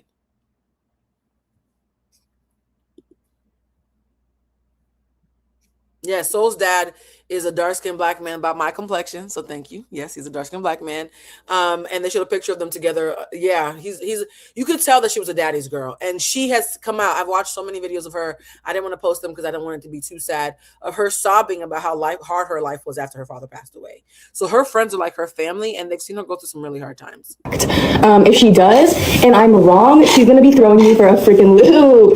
This is the friend saying, I don't see her going for Gabriel or Bryce, essentially. intentionally she likes black men. The guys I think she will go for, I'm hoping, and I hate to say it because I really actually like Melanie and Sincere, but I'm hoping that she kind of swoops in on Sincere a little. The fact that this came out before Soul's appearance, this came out the day before Soul came out as a bombshell. Her friend immediately knew that she was gonna like Sincere because Sincere is a pleaser. He's a people pleaser. He has really great language. The thing about Sincere is, and I'm gonna get a lot of flack for this, I think you guys are giving too many excuses for Melanie and being too harsh on Sincere. Sincere lied, yes, and I know a lot of good men and good women who would have lied to Melanie too.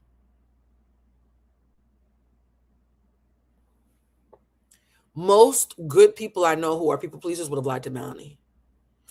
We're going to get into that later. I'm not excusing it. I'm just saying the way Melanie moves, it's inevitable that a people pleaser is going to lie to her because of the way she incentivizes them to lie to her by threatening them covertly that if you tell me the truth, I'm going to unravel on you and go ape shit and black out. If you tell a people pleaser, please don't tell me what I think you're about to tell me, I'm about to black out. What do you think a people pleaser who's unevolved and not 30 yet is going to do? I'm not excusing his behavior. I'm just saying why I didn't gasp with surprise when he lied, because that's literally what people pleasers do, right? People who emotionally terrorize and manipulate through covert tactics, who use what we call fog in class, fear, obligation, and guilt, to make you feel bad about telling the truth. They almost incentivize you to lie and then act surprised when you do. It is covert as fuck.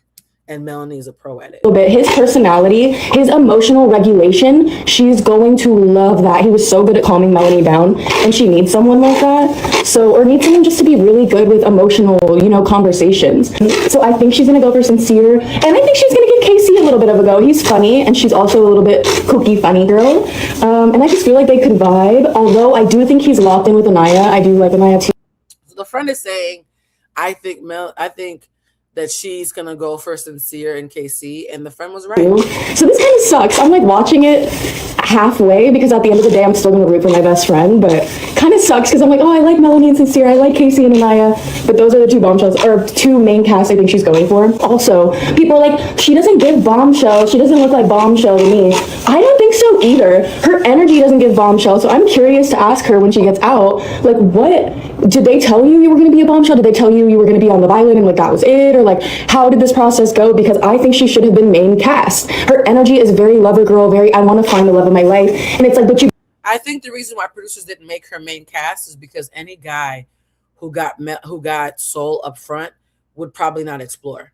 I think they knew that if Melanie and Soul both came in at the same time, they would have had high drama immediately for Sincere, but Sincere probably would have chosen one of them and they wouldn't have all this drama. Having Soul come in later makes men who've already chosen too early rethink it. I actually think it's brilliant to make her a bombshell on that main cast. As a main cast, she would have been one of them couples that got together on day one and wrote it to the end. Bring Gabriel in, who thinks this is Makeout Island. But I don't know. I'm not going to judge yet. Maybe she'll do better as a bombshell than she would have as main cast. But hey, let's go Soul. This is what happens when Soul walks out. And the whole time they have her walking in slow motion, her tiggle. Child, this show ain't nothing but soft porn and nasty mouth games. And I'm not gonna tell you, because the way Anaya crashed out, her looks do give bombshell. The way Anaya crashed out when Soul came in as well. She also told she told Casey that she had an issue because Casey has an ex who apparently looks like Soul. And for the first time in these 2 weeks, you can see Casey was moved. He even said he felt blessed. Casey said he felt blessed when he saw Soul walking in to the house. And this stuff out. What kind you want, the glaze or the chocolate? I want the glaze. I don't mess with chocolate. I don't deal with no chocolate. I don't care what it is and what it is. I don't like no chocolate. Y'all making fun of the fact that KC been talking about how much he loved chocolate, and then he saw Soul came in and he got a little confused, and now he wants some Neapolitan. Look, man, you could like chocolate like other things. I've dated men who were chocolate and men who were light skin. I mean, just because you like one doesn't mean you don't like the other. Like, come on. But yeah, no, Anaya for the first time, mind you, Anaya's color struck. Despite being color struck, Anaya for the first time said, oh shit, what if he's color struck too? Plot twist. We can't both be color struck, my guy. This one right here, she might be the problem. Like, I hate that my client was not able to have a chance at Miss Soul. I really hate that for Sean. I really do. But I feel in my spirit that this one is coming from my boy KC. Sincere was being messy telling Anaya that Soul looks like Casey's ex, but Anaya's messy trying to be best friends with the nigga she like who's dating her best friend. I think everybody a little messy. The premise of the show is you have to be selfish to find love. That's literally the premise of the show. So it's almost like you have to be messy. I really do. And I'm scared. I'm scared for Anaya. I am. Because Soul is tough. Yeah. Soul is tough. This is the 90s. Anaya and Melanie like coming together to give Soul dirty looks. I personally, I'm gonna be honest, and you're allowed to disagree with me. It's okay. And this, I don't know if this is me being psychic because I could taste it. So whenever I can taste something, I wonder if I'm tapping into energy. I'm 1,000% clear. When I tell you 1,000% clear, I am 1,000% clear based on little moments that the producers left in and little out of context statements that I've been hearing, that I've been piecing together. I could not be any more clear that everybody is letting Melanie talk crazy about Soul because they're on her side because they met her first. And there's a normalized, I don't want to say bullying, but there's a normalized isolation that Melanie is doing to Soul, where Soul is talking to anybody who will talk to her, but she's not chasing anybody down because she is a Scorpio. That has been confirmed. Soul's not going to chase you to talk to you, but if you talk to her, she's down to talk to you. And I think they have normalized letting Melanie talk crazy to Soul. And because Melanie and Anaya have both become, I hate to use the mean girl thing, but they both othered Soul. That is why in the last episode, when the boys start picking on Soul based on them seeing the girls isolate her, because the boys are followers, right? If the girls don't fuck with you, then when it's time to have a challenge and throw a pie in someone's face, you're going to be an easy person to do that to. And there's a video of Soul's best friend saying, I know Soul. They only showed 2 pies in her face. There's no part of me that believes they only pied her twice.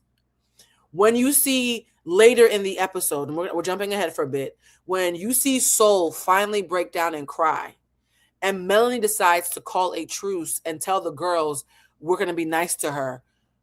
Why would you need to tell the girls that unless you had told them something else previously?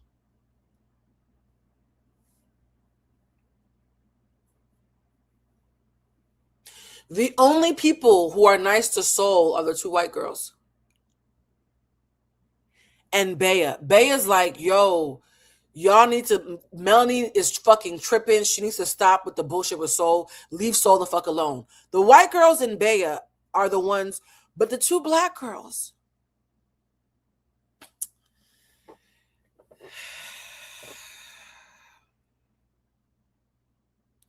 I don't like it when I see black women doing a thing that black women falsely get accused of, and for once it's not so false. I do believe that personally, Melanie has created an othering around Soul, and every single thing I've seen the last 3 days in particular, completely, my alarm bells keep going off. 90s fine setup woman. I'm just saying, with the short knee long. Yeah. Prayers for KC. So here's the thing. You don't feel bad for Soul. This always happens on Love Island. I do feel bad for some. This doesn't actually always happen on Love Island. The girls are always mean. One girl last year was mean to the new girls, and the other girls talk sense into her. It didn't happen last year, so I actually disagree with that. Every year, one girl is booty hurt. So last year it was Huda. The year before that, I don't know who it was the year before that, but last year we know it was Huda. Every year we have 1 or 2 girls who feel away early on. Every year after Casa Amor, people are territorial because it's the halfway point. So every year we have one girl who's booty hurt and all the girls being territorial because it's Casa Amor and this has been my nigga for the last month, right?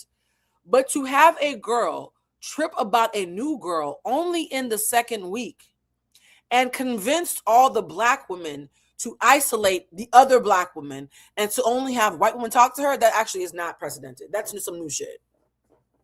That's some new shit.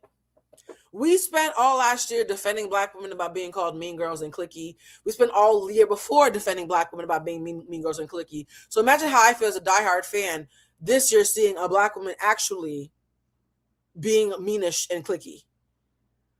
It's almost like the boy who cried wolf. We falsely claimed it so many times. Now that it's finally happening, nobody wants to admit it.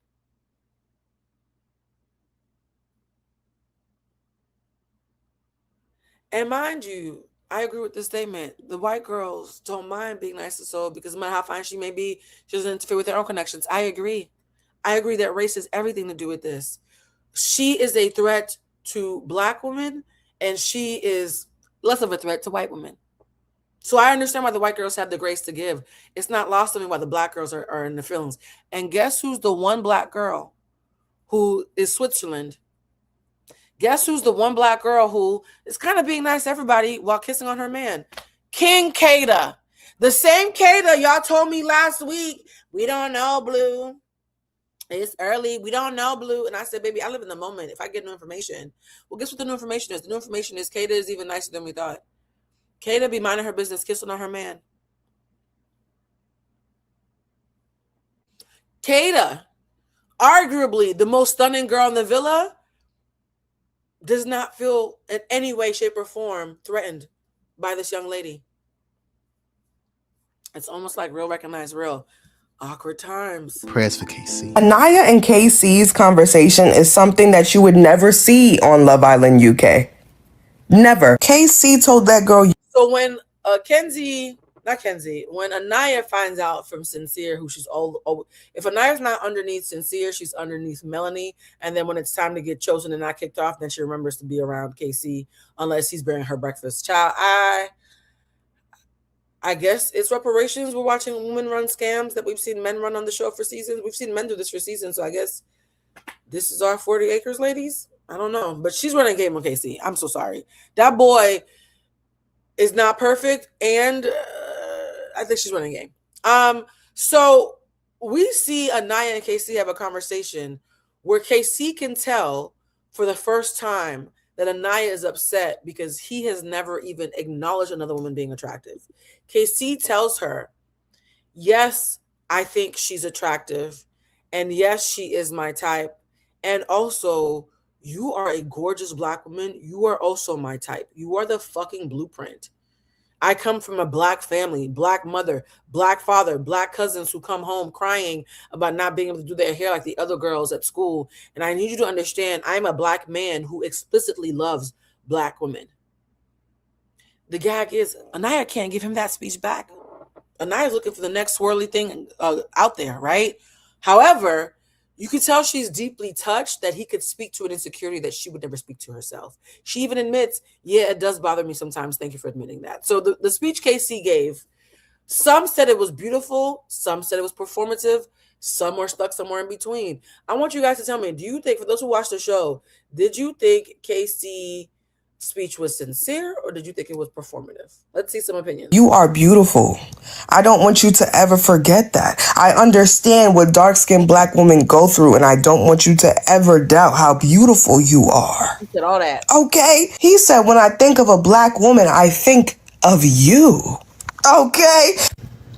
I want to know what the context of the conversation was between Casey and Anaya for him to pull out his Black Queen speech. Like, I just wanted to know. Because, I don't know, the way that they showed it, it gave, like, pandering.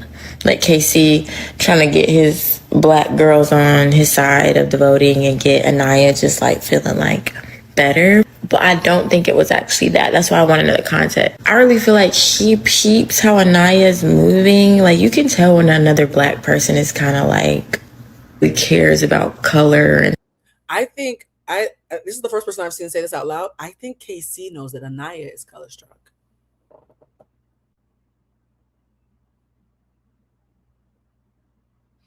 I think KC knows Anaya is color struck and that he didn't give her that speech just to affirm her that he's not going to just leave her for every light-skinned girl who comes into the Beige Island. I think he's also speaking to the part of her that doesn't agree with him as much as he agrees with himself. I think when he's giving that speech about how Black women are beautiful in the blueprint, I think he knows that she doesn't fully embody that yet. Oops, I accidentally clicked the wrong button. Let me click back.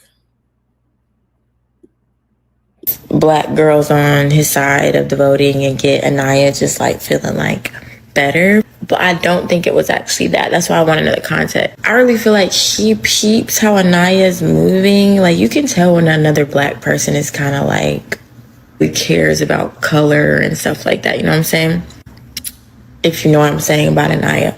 Like, yeah, I've been saying she's color struck and all these things about her. I agree. Also, I feel like as a darker skinned Black woman, I don't be wanting to hear that. Like, I don't want to hear that speech. Like, if that was me, I would have been like, oh yeah, you don't have to tell me that.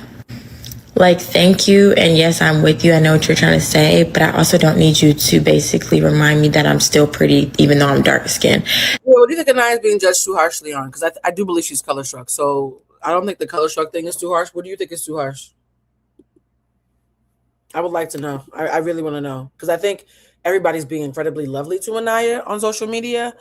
I haven't seen anybody be harsh to Anaya. So I'm sincerely curious. What do you think people are being harsh with Anaya on? I haven't seen any harshness, so I really want to know. And I don't think Casey was like trying to do that, but I think that a lot of Black men or Black people that aren't dark, but yeah, just like lighter skinned people or other races trying to like reassure you that you're beautiful even. Meanwhile, every man ever is and no one says one word. We talk about men being color struck on the show every season. It's the number one topic, so that's not true. Are you new to the show, love? Black men being color struck is the number one topic on Love Island in all iterations every year. So that's not true. In relation to the show, that statement's not true. Though, like, I don't need you to tell me that. You know what I'm saying? It's kind of a backhanded compliment. And I think maybe when you're dark skinned, you'll understand because it's kind of. I do agree that as a dark skinned woman, if a man was like, I just need you to know that you are the blueprint, you are gorgeous and don't do everything differently, I'd be like, nigga, okay.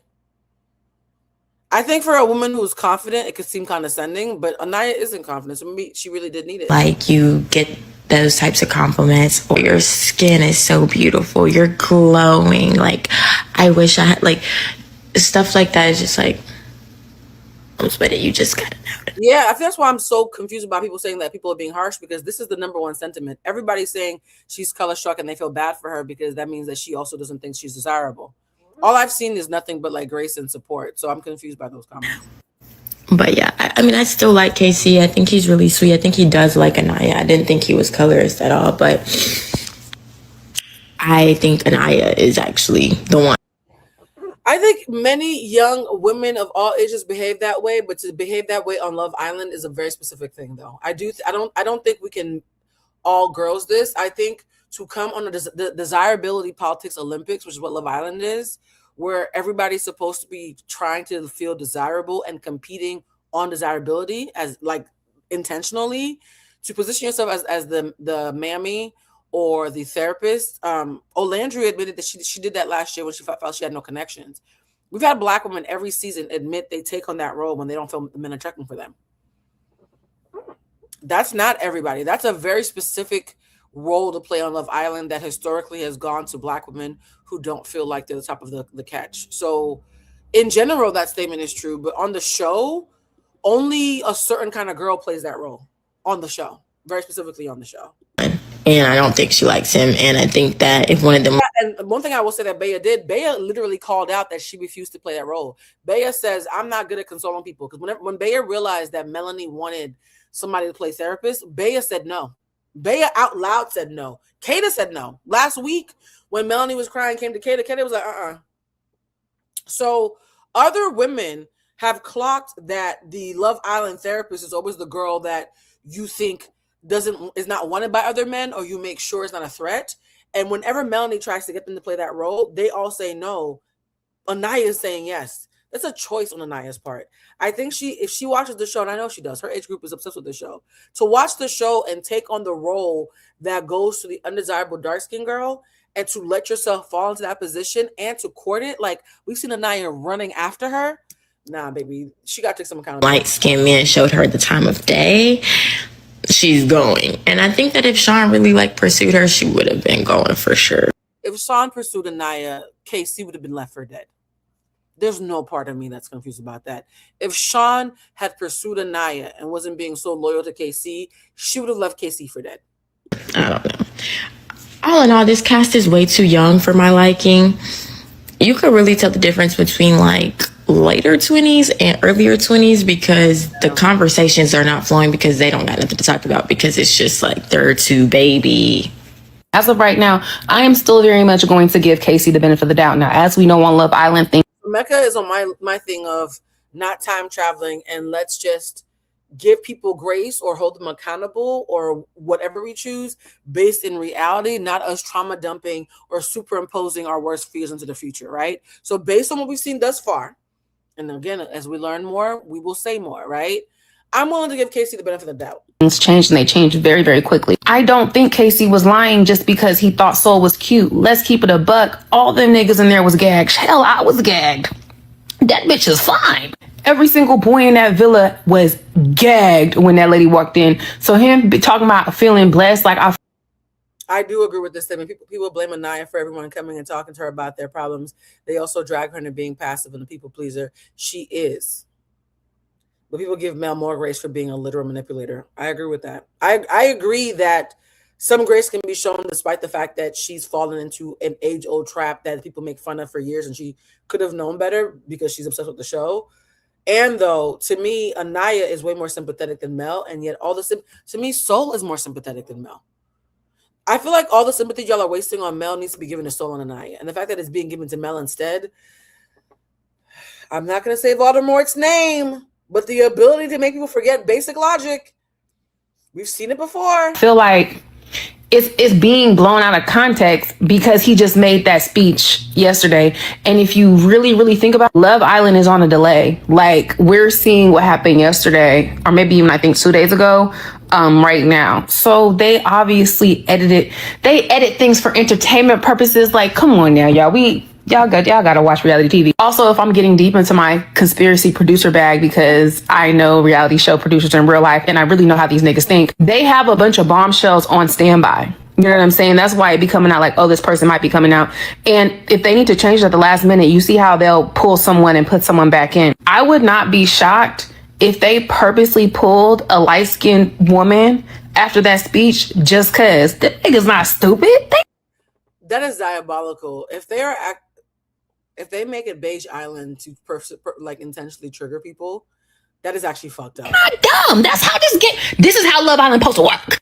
That's what you said you like? Let's see. But I absolutely still believe that him and Anaya's conversation had much more context. Like, then people are laying out by that pool all damn day simply just talking. And I 100% will stand and I believe they showed us 20 seconds of a conversation that had a beginning, middle, end. You know what I'm saying? Am I the only person who wants KC and Soul to match up only because I want adversity to hit Anaya and KC? Well, that's messy. Wait a minute. You want Soul and KC to get together just to fuck with Anaya? Why? What she do to you? Not to be messy, but it's to be messy though, because they've given us nothing. How many scenes do we have of just KC and Anaya? How many? We have Sincere and Melanie rekindling. We have Bryce and Trinity working on building up their relationship. It just feels... Yes, we're going to talk about Bryce and Zach. Don't worry. With KC and Anaya, they're in a couple. They're in a relationship. And we just left week number 1. Y'all need to separate. Y'all need to move around, please. Wait a minute. I had a nightmare that a bombshell came in and stole Sincere, and she had green hair. Now, if she's not a Scorpio sun, she got some water signs somewhere, because baby girl is psychic.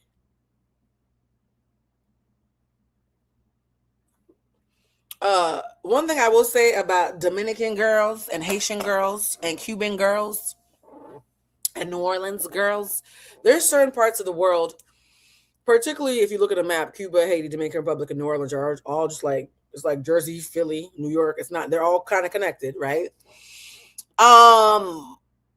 We be knowing stuff because of the ancestors, okay? Les bon temps roulés, Yes. If you've ever been to certain parts of New Orleans, if you've ever had a Haitian or Dominican homegirl or a Cuban homegirl who lights candles and what? Did I just describe myself? Hold on. Well, if you know a bitch like me, okay, we got a little witchy in our bloodline. It's just an ancestral thing, yeah? When she said she had a prophetic dream that a girl with green hair came and took her man and Sincere, and in the challenge, she was assigned the color green, so she was covered all in green. And then when Soul came, Soul wore a green headscarf to bed that night. Green hair. I do think Melanie in her hypervigilance tapped into her ancestral DNA and had a foreshadowing dream about the fact that her man was about to get took from a bitch with green hair, and she was not wrong while she was covered in green herself. As someone who's had those moments, yeah, thank you. Even if she a sad, she a Scorpio in this moment, bitch. There's nothing I love more than a woman who is genuinely psychic. So what do you mean Melanie literally said she had a dream that a bombshell was going to come in and steal her man with green? And she has been wearing green every day, you're right. Green hair. And that very night, Soul comes out with a green headscarf and goes to bed thinking about her man. A bombshell came in today. What color am I fucking covered in? Fucking green, bro! Fucking green, bro! Melanie actually may be a psychic because she said she had a dream that a woman with green hair came and took Sincere, and Soul's scarf is green. Also wore a green dress later in the day. Well, Soul, the bombshells had red paint, and that's why KC got in trouble, because when KC took it off his blindfold, they were like, wait, why is there so much red over KC? Who was red? And the red was the two bombshells. I know. So even though her color was red, Soul has been covered in green every episode since Mel said that. I don't think Mel told her that, but I don't know. Look at this. Even when she kissed oh boy in Soul Ties, she was wearing a green dress. Yeah. More green. Oh God, more green.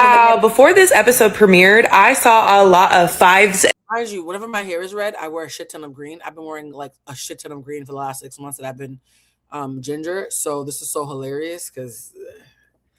So I get it. Green is a great color. And unders talking shit about the bombshells. Talking shit, saying they were underwhelming. They're not that attractive.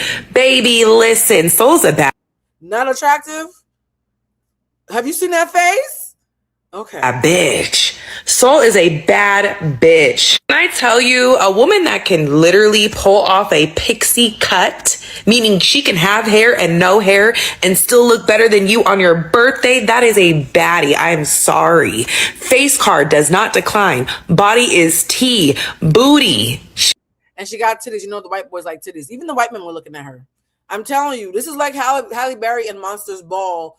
It was the one time that all the men had the same reaction. Even Corbin, who I think is slightly dead on the inside. She got a booty on her. That is, who said it? One of the boys said that if a woman can pull a pixie cut, that is just another level. She bad as hell, bitch. I know the girls mad. I know the girls were mad. The guys' heads were turning like, she is a bombshell. Gorgeous. Like, do you see... Melanie, honey, you had another light-skinned baddie and that motherfucking bitch. You about to crash out again? Are you going to crash out again? Because she said she likes Sincere. I'm so happy that we're all clocking that Melanie only freaks out when light-skinned girls walk in. It's not even a good or bad thing. It just is at this point, okay? 3 light skins. I think the dream was telling her to let him go because Melanie was covered in green herself. I think the plot twist is Melanie was covered in green when she said it. I think Melanie might be the girl in the green hair. I don't think she was dreaming about Soul. I think she was dreaming about self-sabotage.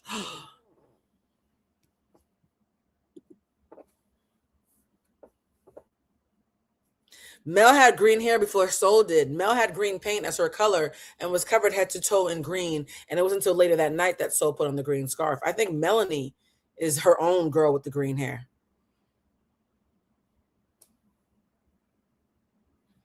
Somebody said Melanie's not that pretty to me. Well, I mean, she doesn't have to be. Really out of her league now. Am I the only one who was like, Melanie, you're saying girl in the green hair, but you're the one who's covered, has green hair right now. You were having a dream about self-sabotaging something that could have been a blessing. Oh, it honestly makes me worried for my clients, Anaya and Casey, because Anaya did not like that comment very much. And I can tell Casey is into Soul, and Soul already said that Casey is one of her tops. So I don't know how it's going to go, bitch. It's a lot. It's a lot. This was a good episode, but I'm like, goddamn, not a bitch with a pixie cut and a body on her. Whew. I'd be worried. Shit. Melanie's a Scorpio, and that tells you everything that you need to know. Now, on the case that Melanie might be a Scorpio child, if Melanie's a Scorpio sun, she a rising, a trine, a moon, or something, child. Because even the Scorpios who can't stand her are like, no, that's one of ours. This is how we crash out. She might be on the cusp of something, honey, because it's loud. Okay, it's in there somewhere. It's loud. I saw somebody a couple of weeks ago. And I looked at him, I was like, you got a Libra in your chart? He's like, I'm a so-and-so. I was like, no, this Libra in your chart. I pulled this nigga's chart up. He was a Libra rising. There's some signs that are so loud and people you can taste even if it's not their sun sign. But here's a Scorpio calling out other Scorpios via Melanie. So y'all can't get mad at me. I just work here. Okay? This is a black woman Scorpio talking to other black women Scorpios for y'all call me a fucking hater. Okay?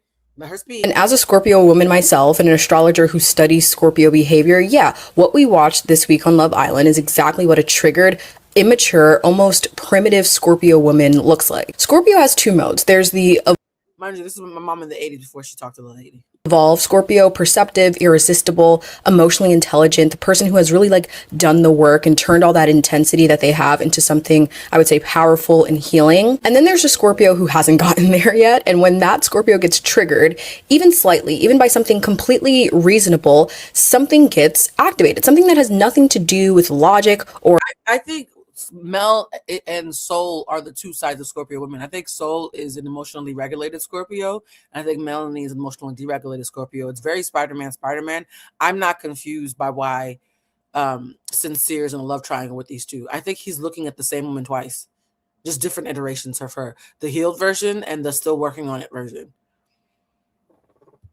or the actual situation and everything to do with their trauma and their wounds and wounds that were there way before, let's say, Sincere ever existed, right? And we watched all of that happen in 4 fucking days. The thing you have to understand about Scorpio is that a lot of their life revolves around control, right? Around trying to control how a situation will go before someone can hurt you. Everything with Scorpio is very protective. Melanie constantly not saying Kata's name, it's not an accident. It's never an accident. It's an immature Scorpio who will look you dead in the face and mispronounce your name, because acknowledging who you are and acknowledging your They will look you dead in your face and mispronounce your name. Where have we heard that before? Last week episodes. Your name means acknowledging that you are a threat. And a Scorpio would rather die than let you know that you are a threat to them. Pulling Casey first thing in the morning, not because she wants Casey, but because Sincere pulled Kata, and now there has to be a response. Immature Scorpios don't process things and move on. It becomes a game. Like immature Scorpios don't process things and move on. It becomes a game. That's why she went back and forth kissing Corbin and Sincere, and then Corbin and Sincere. She's saying, look, we made up. I got you back. Kata is with Zach. We're safe now, but now that I'm safe, it's a game, and I have to put some salt in the wound. Every time Melanie and Sincere call a truce, she puts salt in the wound. Whenever she's up, she's a sore winner. Melanie won't let Melanie relax when she's up. And because she won't let herself relax when she's up, that's why she's extra frazzled the minute the producers throw a curveball at her, because she didn't even let herself enjoy the moments that she was supposed to enjoy. Some of you watching this are catching a stray during today's live. You're welcome. Sincere said, it's a chess game. And then they will tell you that they have no idea what you're talking about. They're like, what? Like, we're not playing a game. The sliming Kata and immediately saying, I love you though, right? Like that right there. Sliming that girl and saying, I love you though, but I have to slime you. I have to slime you. But I love you though. If you love me, why do you have to slime me? Because you're sliming me out of spite. Why is it that you say love when spite is present all the time? Love and spite are constantly present together whenever Melanie speaks. And y'all want me to cape for her.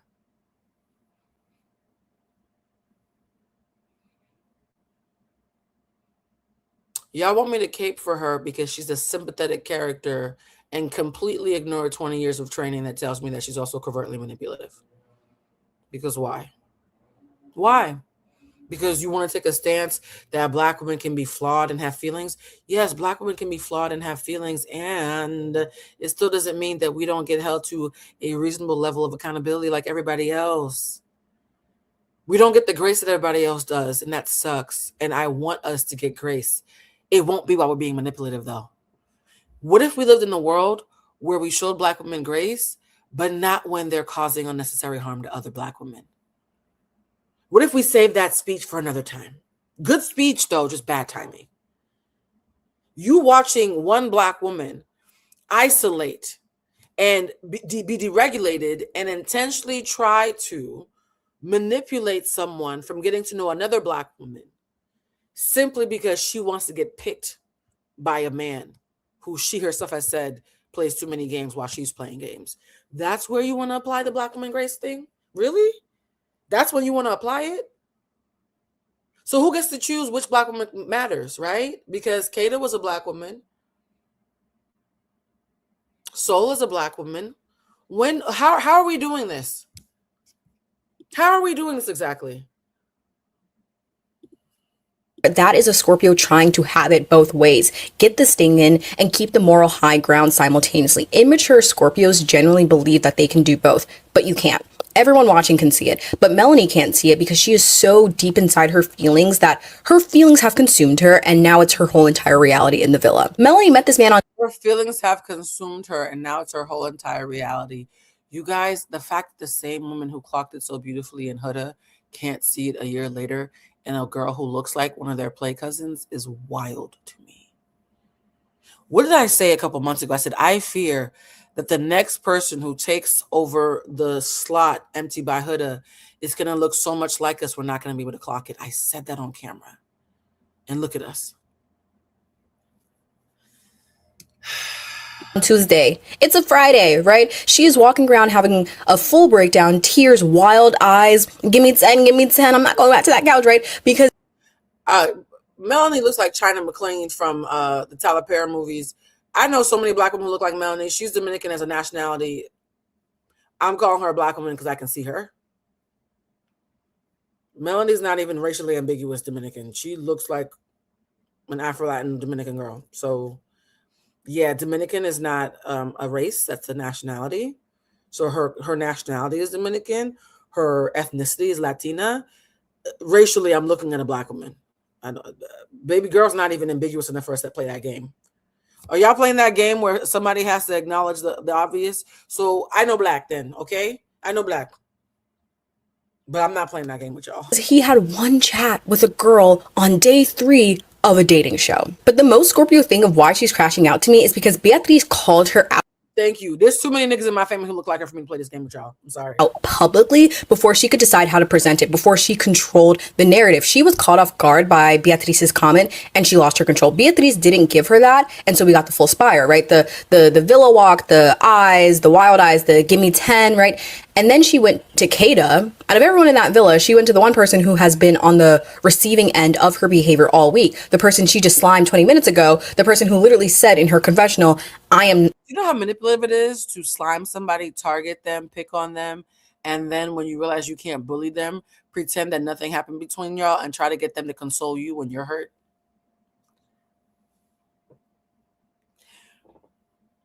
If you've never been in a mean girl setting and you don't understand the social warfare of asking your op to console you after you failed at besting her, I don't have the time to explain it to you. I'm not to charge for that. But the girls who get it, get it. Melanie's been doing the level of grade A, nice, nasty female shenanigans that Melanie has been doing is not even akin to modeling. It's the kind of shit that you would expect from pageant girls. I used to know pageant girls. They're the top echelon of nice, nasty. Even the Pretty Hurts video by Beyonce shows her in a pageant. Melanie is pageant girl, nice, nasty. Which is why I'm assuming she must have sisters, female cousins, because this is something that is an you don't just come out like this. You're kind of cultivated to move like this, either because you're in pageants or you're in modeling or you have sisters and mothers who are beautiful and have certain rhetoric around other women. But a girl like Melanie doesn't just sprout by itself.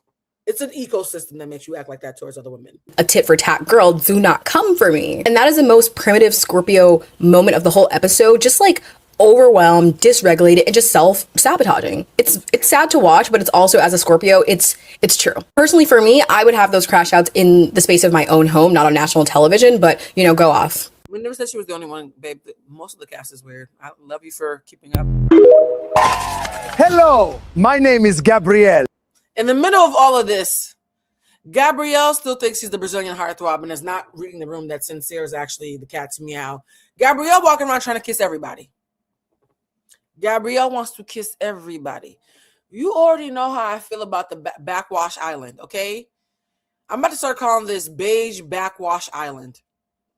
Everybody is beige and there's a lot of backwash. Oh, yeah. Sorry, I think I almost tasted it.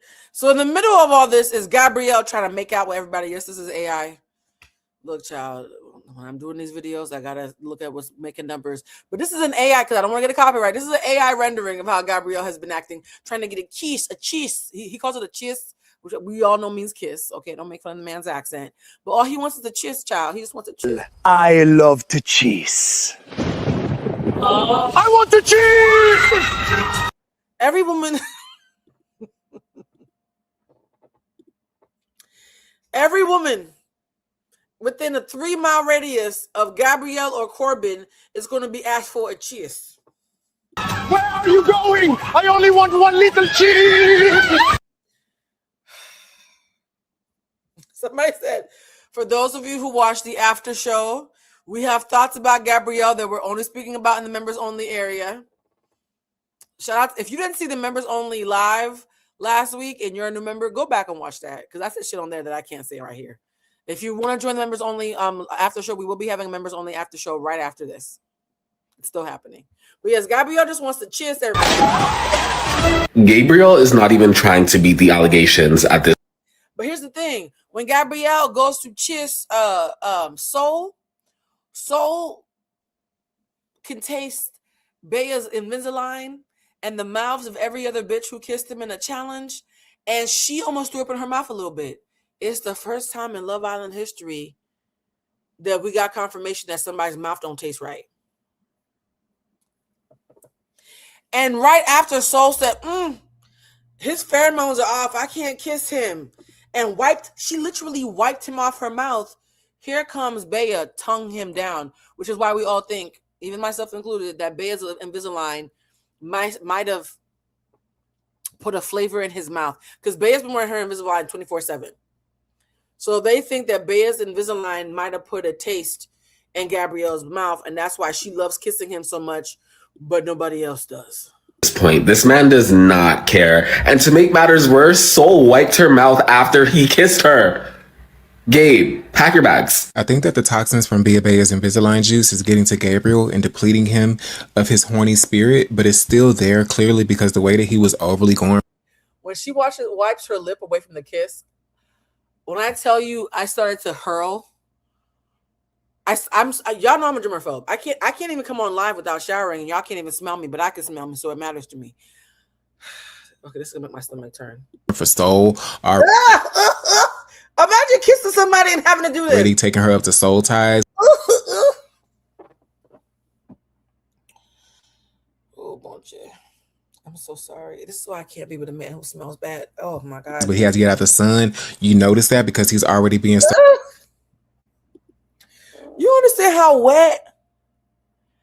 For those who are saying Mel was a plus size model, yes, we're doing a whole live about it in the after show afterwards.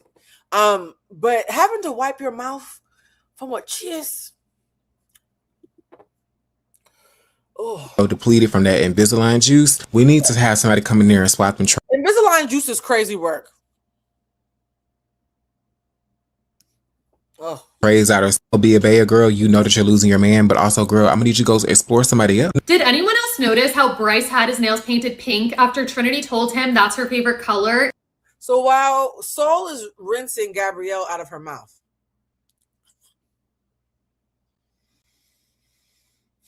sorry, I can still taste it a little bit. Bryce and Trinity are having their moment. I want to say this. We have been playfully calling Bryce and Trinity Timu Nicolandria. I fear, though, they're becoming more like Shelly and Austin. I fear Timu Nicolandria was overstating.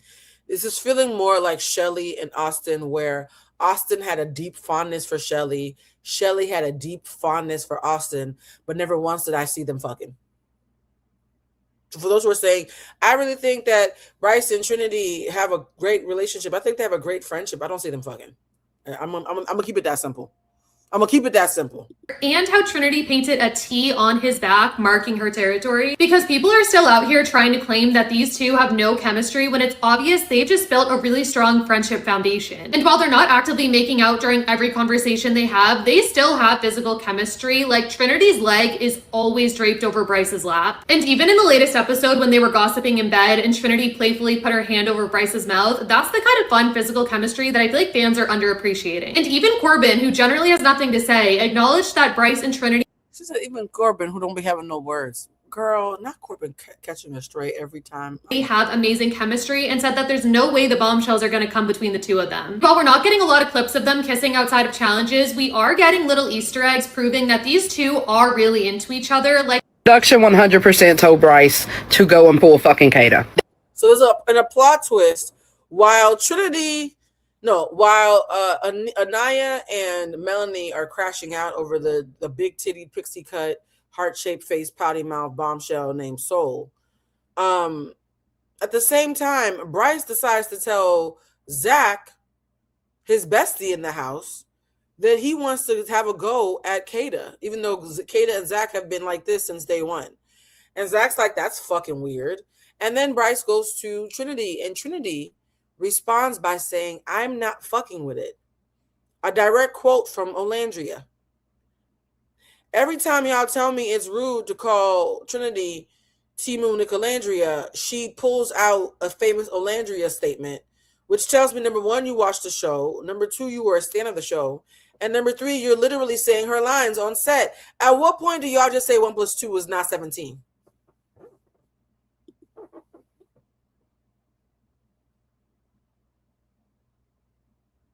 Somebody's saying she don't be wearing a Invisalign 2 hours a day. Well, maybe those 2 hours happen to be whenever they're making out, child, because that shit is always in.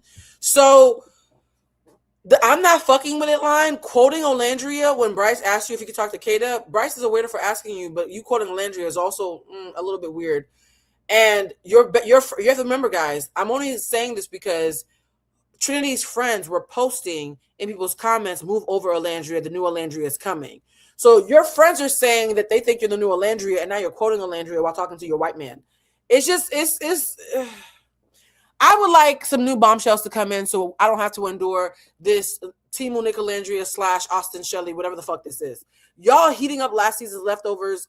I'm sure y'all are homies, because when people say Trinity is so blunt with Bryce, yes, it's easy to be blunt with a nigga you don't want to have sex with. You know who I talk to the way Trinity talks to Bryce? Men I don't want to sleep with. I don't see myself giving you a blowjob. I'm going to talk to you crazy. When Gabriel came in and Trinity was attracted to him, she wasn't talking like that to Gabriel. That's not how Trinity talks to people during daylight savings time. If you know what daylight savings time means, you know what that means when it comes to Trinity, yes? But yeah, Trinity's talking to him like that because he's her homie until she sees a nigga she likes and who likes her back. Can we both admit, not we both, it's more than two of us here. Let's not forget, guys, the only couple that did not have to open a door during the first challenge because neither of them chose each other was Bryce and Trinity. Every other couple was one person said yes, the other person said no. Or both people said yes and they hugged and kissed and stayed together. The only couple where everybody said no, I want to explore my other options, was Bryce and Trinity. And the only reason they're back together is because nobody else wanted them. Quite literally. I'm not being mean. That's literally what happened. Nobody else wanted them. And Ariana said, well, since somebody wanted y'all can get back together. Literally came out her mouth. Not an opinion, a fact. So I do believe that Bryce and Trinity have entered into a nice little rhythm as friends who are never going to fuck. I'm so sorry. They're never having sex. I don't see it ever happening unless somebody is crazy drunk and consent might be questionable. So as a couple that I do not believe in any iteration is going to have sex with each other and therefore not a real couple to me. Yes, I know, my God, Blue, there are asexual couples. Sure, but asexual couples don't come to Love Island. Okay, focus.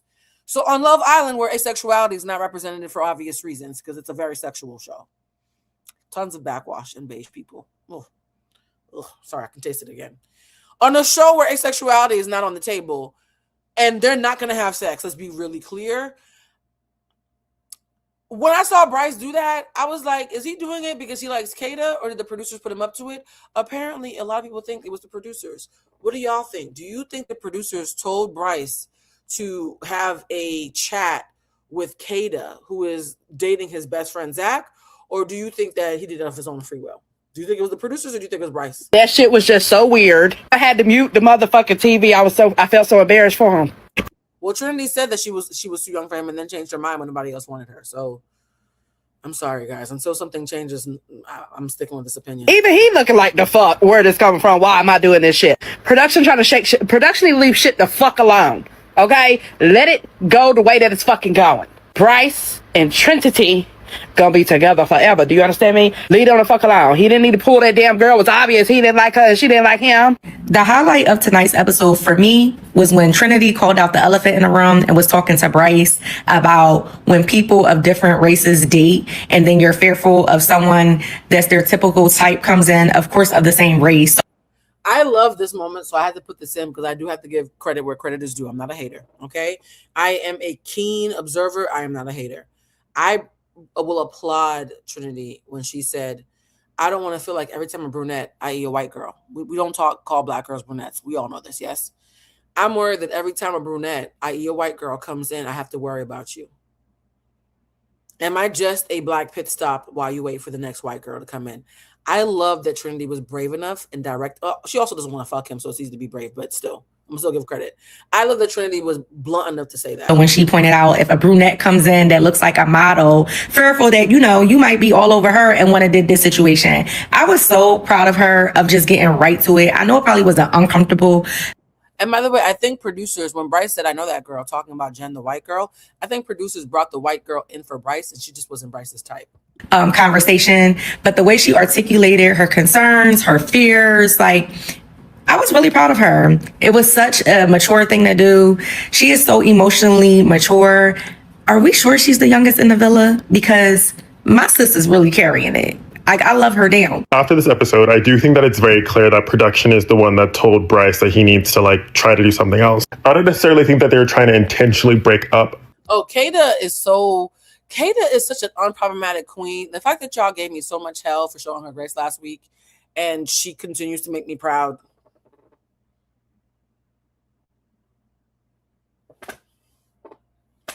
I'm only judging her based on the actions. If they change, I'll change too. Bryce and Trinity, but I think that they're trying to say, hey, you can't close off so early. You need to at least try and explore another person.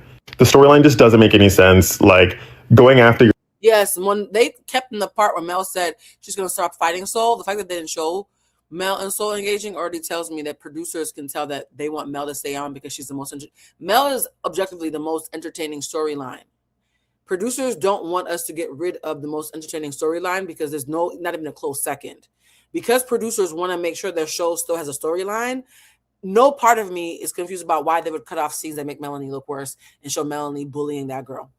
I 100% believe there are scenes that have not been aired where Melanie is othering, I'm not going to say bullying, othering and isolating Soul. Can we admit that? Can we admit that you can socially other and isolate somebody? And I think her socially othering and isolating Soul is why when the pie challenge happens later in the episode that happened yesterday, all the boys pied Soul because they're like, we don't want to get in trouble with the girls and pie them. So let's pie the girl that we know is at the bottom of the food chain. That's my theory. You don't have to agree. Your best friend's girl who already expressed she doesn't like you had that embarrassing moment in the bed. On one hand, it can be a situation where he knew she was going to shut him down. So he kind of technically explored and got shut down. So now he gets to settle down with Trinity with no issues because he tried to explore. It didn't work. I'm going to hope that's what happened here.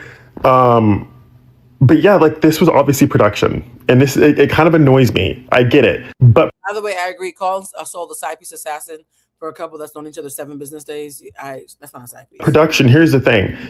If you want to have bombshells that can break up couples, this and that, you got to choose bombshells that are going to break up couples. What's happening? So when Soul and Sincere talk, there is a chemistry between them that is so easy. And there's a maturity in her that he can rise to meet very easily. Sincere is such a people pleaser that if you are being mature with him, he'll be mature with you. If you're being childish with him, he'll be childish with you. He might be an Aries, but child, he acts like a Libra child. He'll do whatever. If a Libra really likes you, they'll just mirror you. It's their way of saying, see, we kindred. So the same Sincere that I thought had more emotional maturity when he was talking to Sean. When Sean was in the house, Sean is a father, used to work in the police office. We know that people have complicated feelings around that, but whether you like the police or not, and I'm not a police sympathizer, we all have to admit there's a certain level of responsibility and maturity, life and death, that police officers have to have if they purport to be the good cops, right? We know that it's few and far in between because the police system is based on racism, quite literally. They were originally created in this country to capture slaves. So quite literally based on racism. Despite the dark past of the history of the police force in general, there are police officers, I've met many myself, who sincerely believe that they are civil servants and are good cops. Good cops are amongst some of the most socially responsible people that you will meet, particularly cops that have dogs, children, whatever, right? Shout out to my friend Russ. My friend Russ has been an officer. I think she's gonna retire next year. I think she's been on the force for like 19 years now, almost 20. Russ has dogs. Russ does meal prep. Russ is very regimented because as an officer, her life depends on her being disciplined, very much like the military. I do think that the side of Sincere that we saw with Sean when he was talking about emotional maturity and, I didn't like how she acted and speaking like grown men, I was taken aback by that. That version of Sincere is real. I also think fuck nigga Sincere is real. I think he's both. The issue with being a people pleaser, and for those of you who haven't heard about my class, there's a class that I teach every fall. I think there's only, I don't know how many tickets are left, but there's only Thursday classes left. We teach about EQ, and one of the things we talk about is how dangerous it is to be a people pleaser. When we have class, if anybody watching this, the thing is fall 26 at eventbrite.com. It's at the bottom of the field.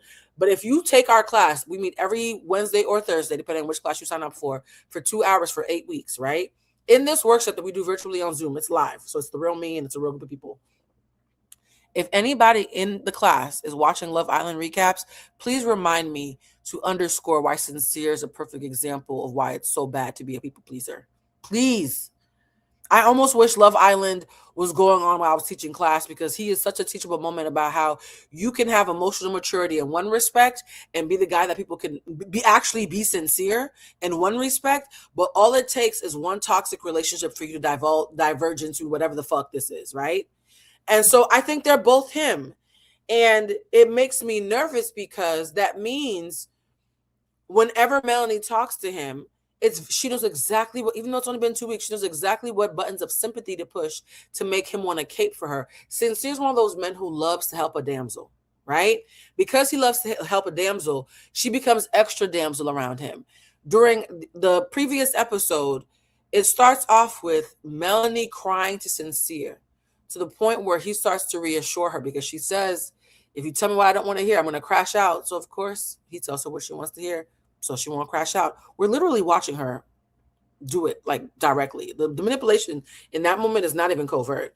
And being the coward that he is, he acquiesces and says everything she wants to hear. And when they come out, she jumps into his arms. And while he's walking out with her, she screams, I got my man, ha ha, and taunts Soul. Blue, how do you know she was taunting Soul? Who else would she be taunting? Who did the producers immediately know to turn the camera to? What did I say earlier about sore winners? We always look at people's character when they lose. Watch people's character when they win. Look at Drake, sore winner. Yeah? When Melanie thought that Sincere was just having a conversation with Soul, she marched up the stairs to interrupt them, and Casey had to run after her and beg her, leave him alone. He's a grown man. Let him explore. If he's meant to come back to you, he'll come back to you. This is the game that we signed up for. It took a whole house of people begging Melanie not to stomp in and interrupt. She won't even let the man have a conversation with the girl privately because she's worried about their natural chemistry. Here's my thing. If I have to watch my nigga to keep him, he's not my nigga.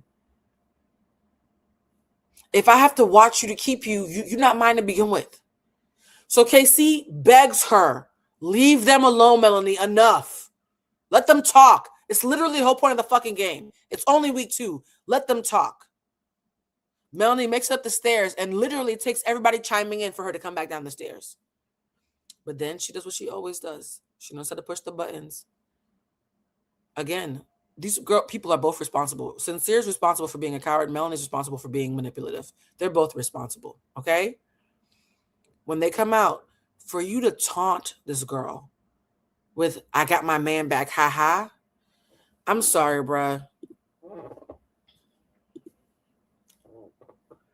And Soul is a Scorpio woman as well, who's not even being fake nice with you, who's leaving you alone, who's not doing the thing of pretending that we're best friends while trying to be with your man. She's like, hey, I want your nigga, so I'm going to give you distance because we don't need to be friends because I want your nigga. I'm playing the game, right? So Soul is not being fake and pretending to be Melanie's friend. She's letting Melanie know, I like this nigga and I'm going after him and we don't have to be friends. And she's keeping it Gucci from what we've seen. And you taunt her. You taunt her. And then every other scene in that episode, you're making out whenever she's in frame so that she can see y'all making out. And then when you're done making out with him, you say, oh, poor Soul, should I go talk to her? While you can still taste him on your mouth. Backwash Island, right? Beige Backwash Island. Imagine taunting your opponent with a conditional win. Then putting salt in the wound, because this is what Melanie will always lose me. Putting salt in the wound by tongue kissing this man in front of her. And then looking at him and saying, oh, poor Soul, that poor baby. Should I go make up with her? Should I stop picking on her? This is who y'all want me to feel sympathy for. You gotta be fucked up. She didn't say, I got my man back. She said, I got my man back, and then laughed vindictively right after so that everyone could hear her and see Sincere. Sincere and Mel are manipulating each other. Mel knows they're kissing. Sincere has told her. Mel knows what's happening. Mel's not in the dark about what Sincere is doing with Soul. Why are we still playing this game, y'all? They're both playing the game. Melanie has said repeatedly they're having chats and kissing.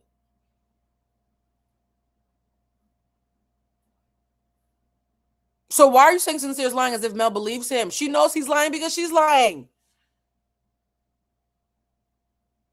Let's play a game. Whenever Sincere does something wrong, we hold Sincere responsible for his behavior,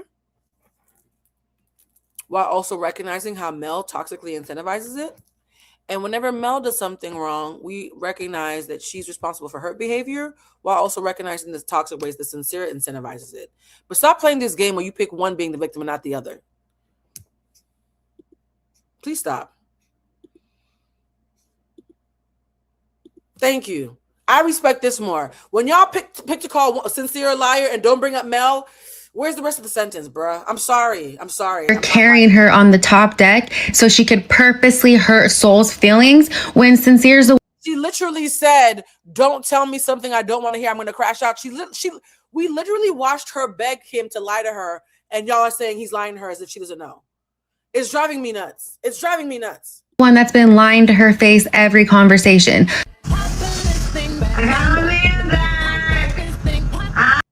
I got my man back. Aha. Did y'all hear that? I got my man back. Aha. Is that the verbiage of someone who's in the dark that he is still entertaining this girl and has no clue that she's in an active competition to win him away from somebody who he's also entertaining? I'll wait since the fucking cognitive dissonance is whooping y'all's ass right now. Would a girl who doesn't know her man is making out with another bitch say, I got my man back, aha, unless she knew what was happening and was actively participating in the shenanigans?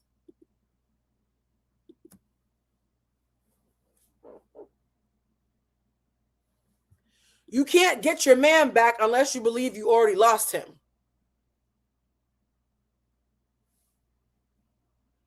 Y'all can't be this willfully obtuse. Mind you, I'm not anti-Mel. I'm just pro looking at shit. I'm not anti-Mel. I'm just watching what's in front of me and not choosing to go blind based on favorites.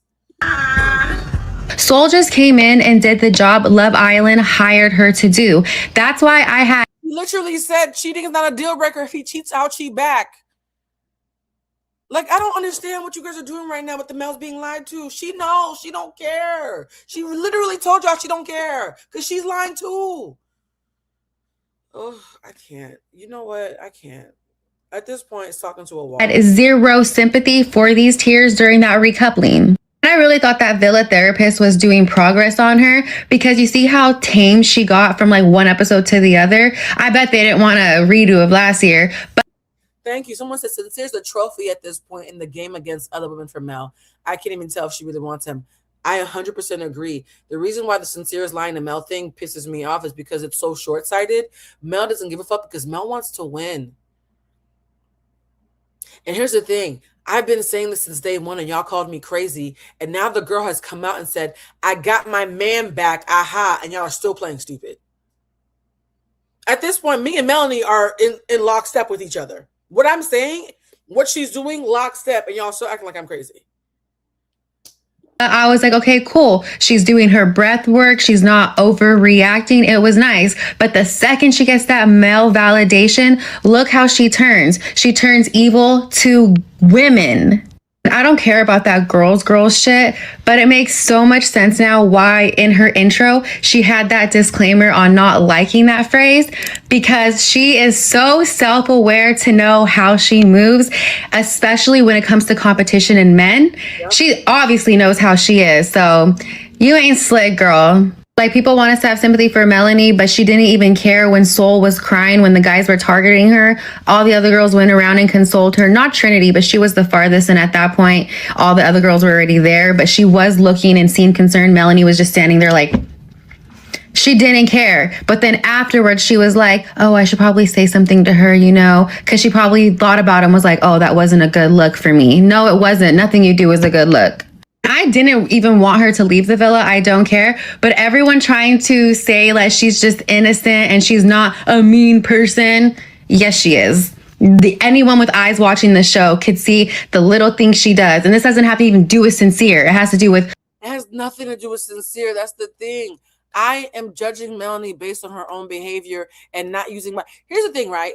Every woman who's ever had an intuition that a man was lying to her and watched Sincere lie to Mel is so triggered by that, they're not seeing anything else. Y'all are let me not say what I was about to say. Girl on girl shit. Production is cutting how the cast is treating Soul. I feel like the entire cast is alienating Soul, and Melanie is was being an emotional terror towards her. And I feel like production cut a lot of that. Like, I feel like when Melanie was on the stand, when she was vulnerable, she kind of revealed that she was kind of getting at Soul. The fact that when Soul was vulnerable and crying is when Mel finally admitted that she's been picking on her. But again, we don't care about Soul's mental health, just Mel's, because Soul's a bombshells and bombshells don't have feelings. Got it. Was trying to come for her and was just like, oh, this beef is over. Meanwhile, Soul didn't do a thing to you. I feel as though that Sincere, of course, was alienating Soul in a way where Melanie wouldn't be able to speak to her. And by transit of property, Melanie is now, you know, having all of her original girls on her side. I feel like there's just some production play going on right now. Get up off of Soul. Right now, we are Soul Society. Get up off Soul. I remember last year I started watching season 6 while I was watching season 7. And I remember watching some videos of the Casa girls. And the Casa girls, the one that was with Cordell, I always forget her name, she said in an interview that her and Serena, like the girls and Serena, the OG girls and the Casa girls, that they were getting so much hate from the OG girls that they... Now, here's the thing, right? When people talk about territorial and whatnot, I do think the way the show is done, when it comes to Casa, that is very different than what we're looking at right now. When you have been on the show for several weeks, you have been in these couples, gone through all these challenges, all this psychological warfare that's happening to you intentionally for commerce. And you finally make it to the Casa house with someone who you develop feelings for. You've been around them 24/7 for like a month now, right? And now you're being sent to different houses to test the integrity of the relationship and the closeness of the bond and the desire, right? Like, who is he when I can't watch him? that is an incredibly high stakes space to be put on, where that week without your partner, them coming back, it's visceral that you can't be fake nice to a bitch whose only job for the last week was been to destroy your relationship. Being cold to women whose only job, quite literally their job, they were literally hired for this. Being cold or standoffish or cautious around women whose only job is to destroy your relationship is very different than isolating a bombshell on week 2 who has not been combative and is just like you looking for love. They're not the same to me.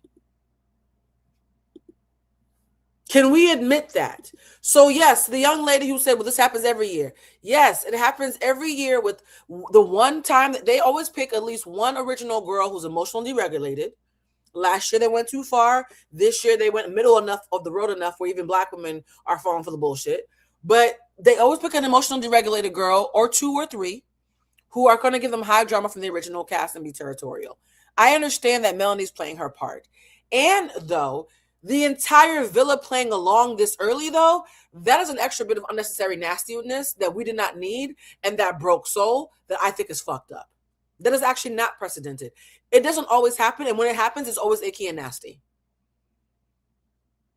Huda tried it last year, and the only reason it didn't work last year is because Shelly and Olandria refused to fall for it. Trinity, unfortunately, is very happy being a sidekick.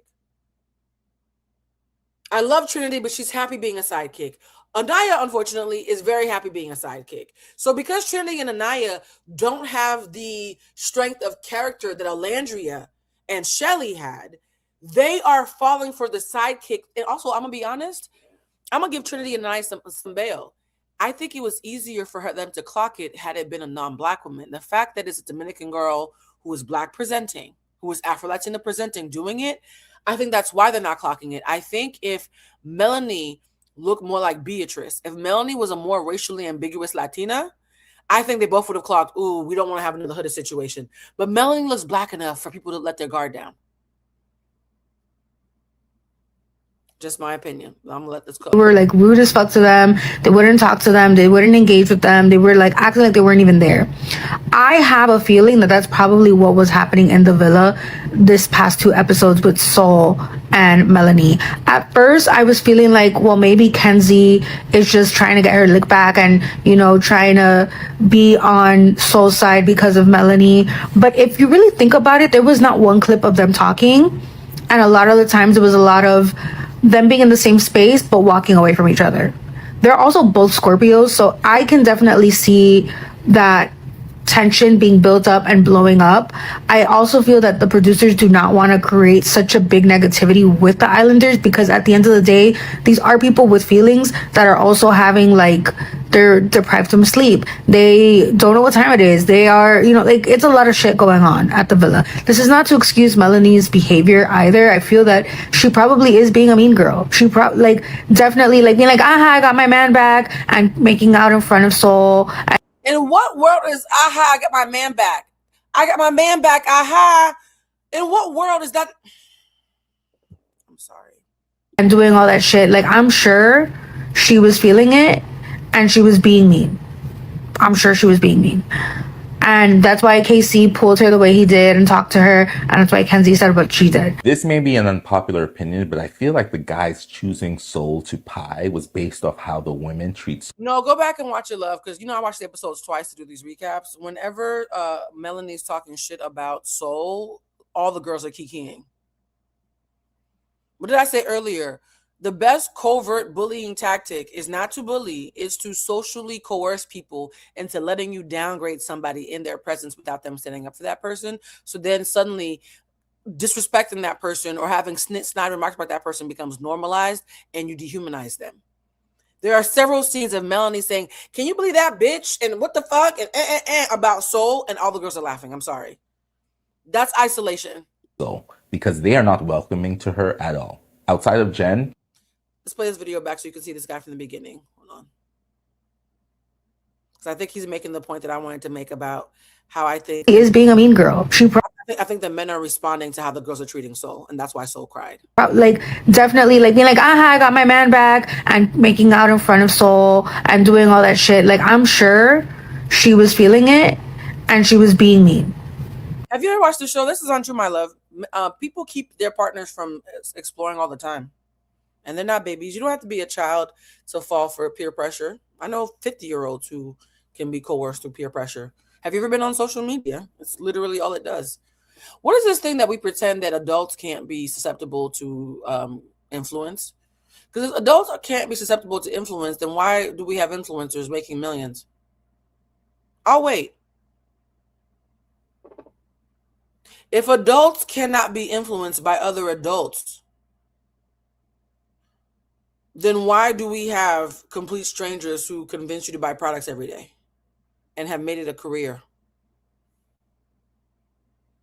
Why do we always do this? Why do we pretend like adults are immune to all the messiness of humanity? It's very bizarre. Well, he's grown, so nobody could ever peer pressure him into doing something he doesn't want. Have you never met a grown person existing in the world? It's called, okay.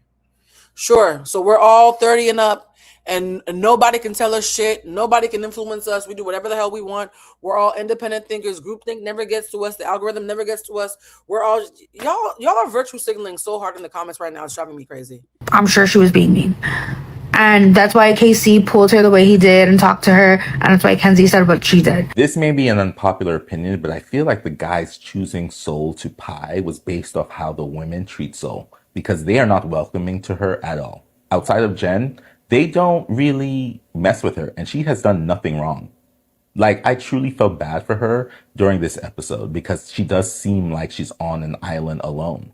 Yes, she's come in later than the rest of the women, so the connections aren't going to be as strong immediately, but I feel like they are welcoming to Jen rather than to Soul because Soul has a connection with Sincere. Yep. And because they are obviously... Because Soul is threatening Mama Bear and Papa Bear's relationship, we have to be mean to Soul to protect Mama Bear and Papa Bear. Ciao. friends with Melanie and they're kind of like afraid of her, they are treating Soul that way.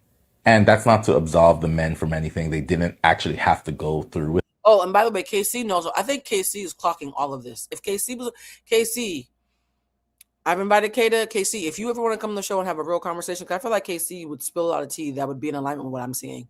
I think KC is clocking all of it. That speech to Anaya about dark-skinned women being the blueprint and for her not to fall into the role of thinking she's in the shadows, I think that speaks to KC clocking all of it. I don't think it was just a pep talk to Anaya. It, but I just don't like how everyone, honestly, is treating this girl. Melanie saying, oh, she feels bad. I don't believe her. Sorry, I just don't. Sincere is lying to Melanie because that bitch can't handle the truth. Now, this young lady uses colorful language, but she's not wrong, though. One of the things we teach about in class, for those of you who want to take the class, it's fall 26 at eventbrite.com. Oh, for those of you who want to join us for happy hour next week, we're having a Thursday happy hour. So next Thursday, I will not be on live because I'll be on happy hour. And the things that we talk about at happy hour are things that I would not talk about on live. The way this works is the first line of defense is the lives. Second line of defense is members only area. The third line of defense, where I say shit that I won't even say members only area, is the happy hours. We're having a happy hour next Thursday Thursday or Friday? Next Friday. Whatever Juneteenth is. We're having it on Juneteenth. I think that's next Friday, the 19th.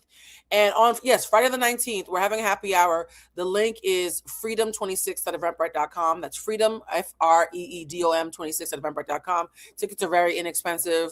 We have a good kiki. The group of the Blue Crew, they have a cocktail menu that they make so we can all be drinking similar drinks to go with the themes. Shout out to the Blue Crew, by the way, and the people in the Discord. Florence, feel free to have the Discord so people can see it.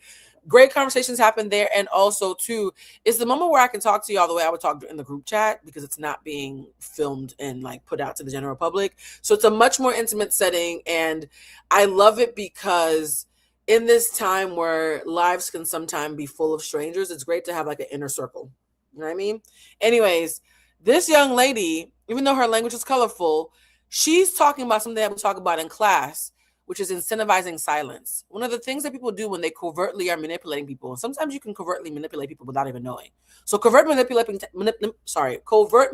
tactics, my Cuban tongue got ahead of me, are so covert sometimes, even you don't realize you're doing it until somebody calls it out. And then when they call it out, if you're not full of shit, you're like, fuck, I do be doing that for that reason.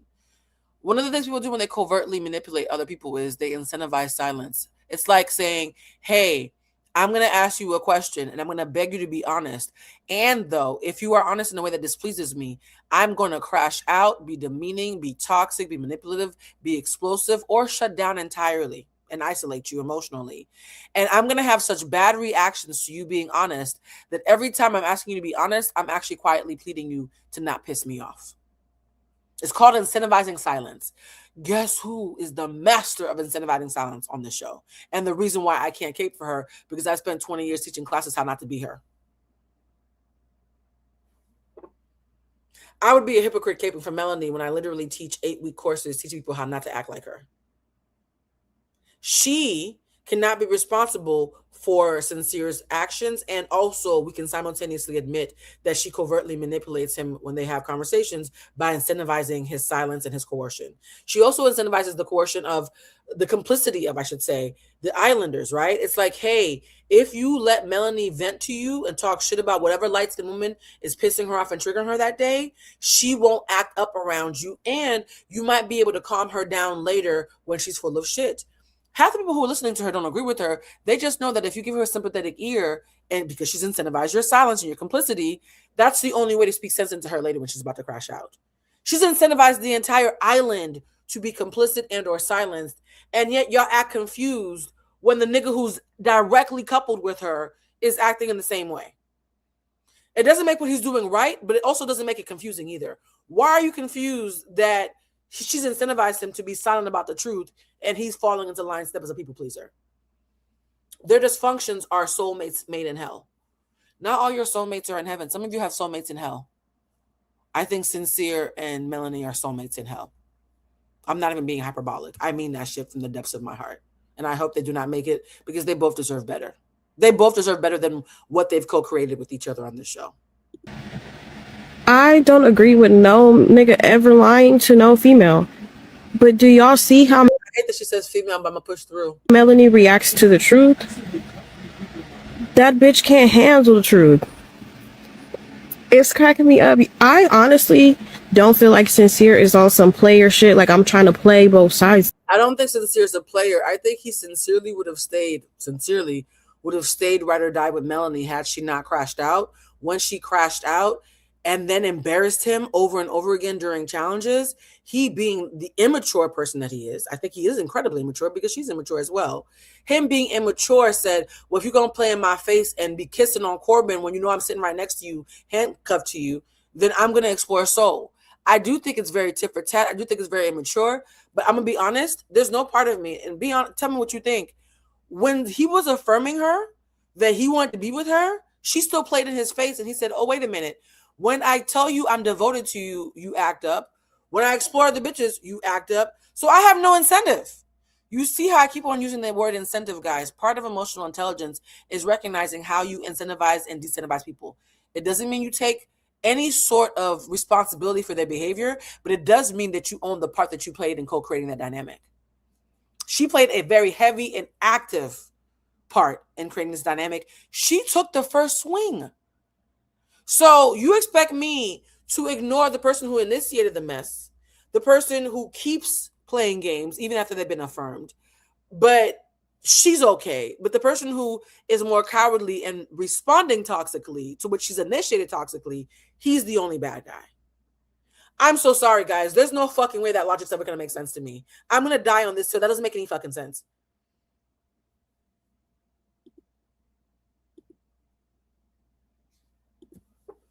Y'all not going to convince me that a semicolon tattoo means that we have to go blind to all of this. I'm so sorry. I'm so sorry. That's wild to me. Type of thing. I don't.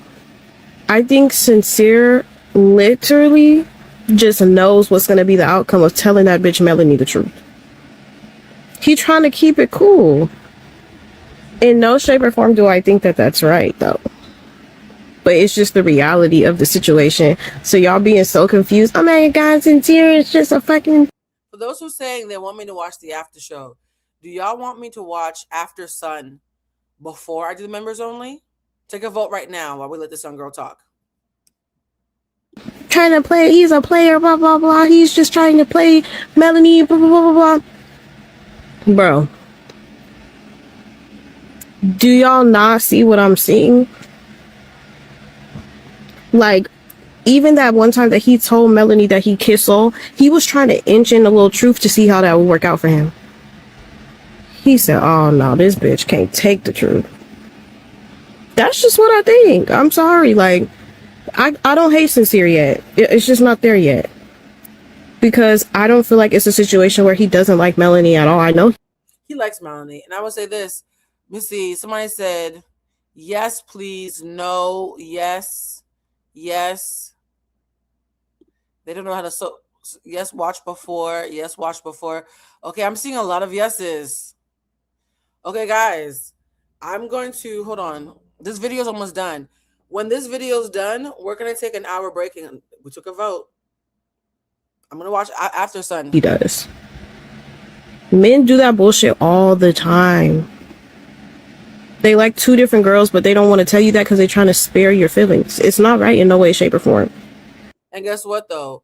Not just men, people pleasers. Because this is not a man thing. This is a people pleaser thing, actually. I don't see this as gender at all. Because all people pleasers act like this. People pleasers only tell you the truth when they feel like they won't be punished for it.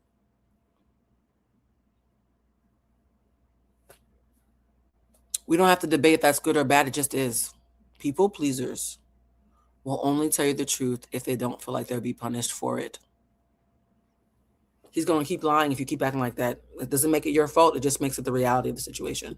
But I need y'all to realize how Melanie reacts to the truth, though. Sincere really wants Soul, but is keeping Melanie on the back burner just in case it doesn't work out. And Melanie knows that, which is why she's starting to unravel. He is sincerely playing in both their faces. But I need Melanie to play it cool. Because the second a man realizes you see him as a prize, the power dynamic shifts. If he knows she'll be there in the background crashing out, he has lessons. He knows she'll be there in the background cashing out no matter how much he exploits other women. She said that herself at this point. Actually, I really want to grilled cheese for some reason. When Kata was approached by Bryce about them dating, and she was like, no. But before she was approached by him, she was like, I'm making a grilled cheese. Now I'm like, I want a grilled cheese. By the way, that restaurant, the hotel, during the after show, I'm going to tell you what happened after Bob beat up that man on Tuesday.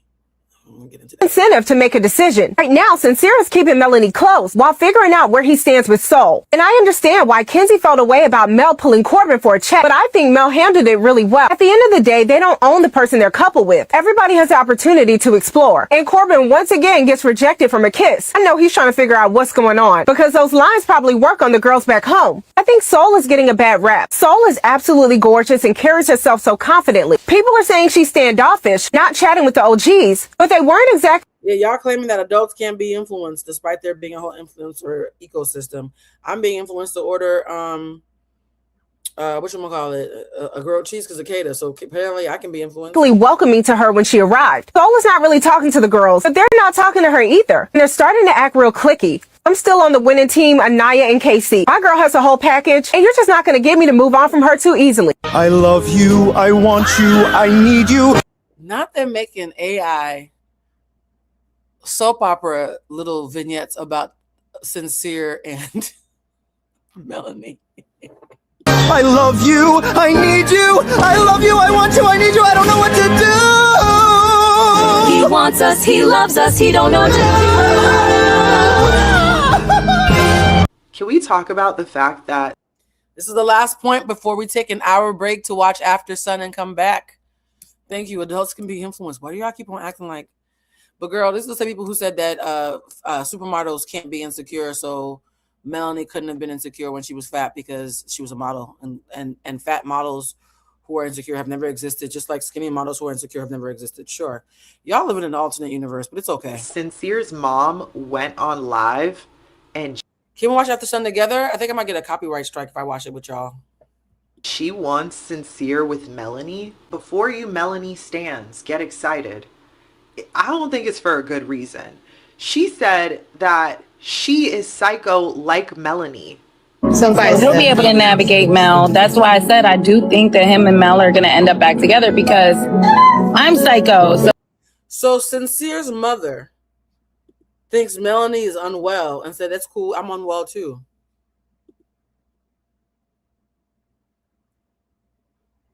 Somebody said we can watch in Discord. I don't know how that works. Hold on. So he deals with me regular, and Mel might be good with Mel. So she thinks that Sincere should be with Melanie. Now I'm starting to feel bad for Sincere because you have to deal with your mom who acts psycho. No wonder he acts like that. He's over here scared of Melanie because he's seeing his damn mother. That's why he doesn't want to be straightforward with his answers, and he's a people pleaser to anyone he talks to because he's used to it. He was raised by it. This makes so much sense. Melanie is almost a comfort. Yo, I did see that last week. I forgot about that. I intentionally didn't watch this video because the minute I saw his mom was involved, I wanted us to watch together. I'm happy I waited to watch with y'all because I can't believe that she just confirmed what I thought. You're right. Last week you said, Blue, you called it last live when you said he knows how to navigate women because his mom just confirmed it. Yeah, I said you can tell that Sincere has been raised in a house full of women because he knows how to navigate women, how not to trigger them, how not to piss them off, how to stay on their good side. I think a little bit of his I think most of his people pleasing comes from being in a matriarchal household full of self-indulgent women who have no problem emotionally manipulating the outcomes that they want, which is why he's attracted to this in her because it's familiar to him. Oh, that's so toxic. Yeah, Soul is not. We answered the question for today's live was, is Soul really the side piece assassin or are Mel and Sincere just toxic? I think we have our answer.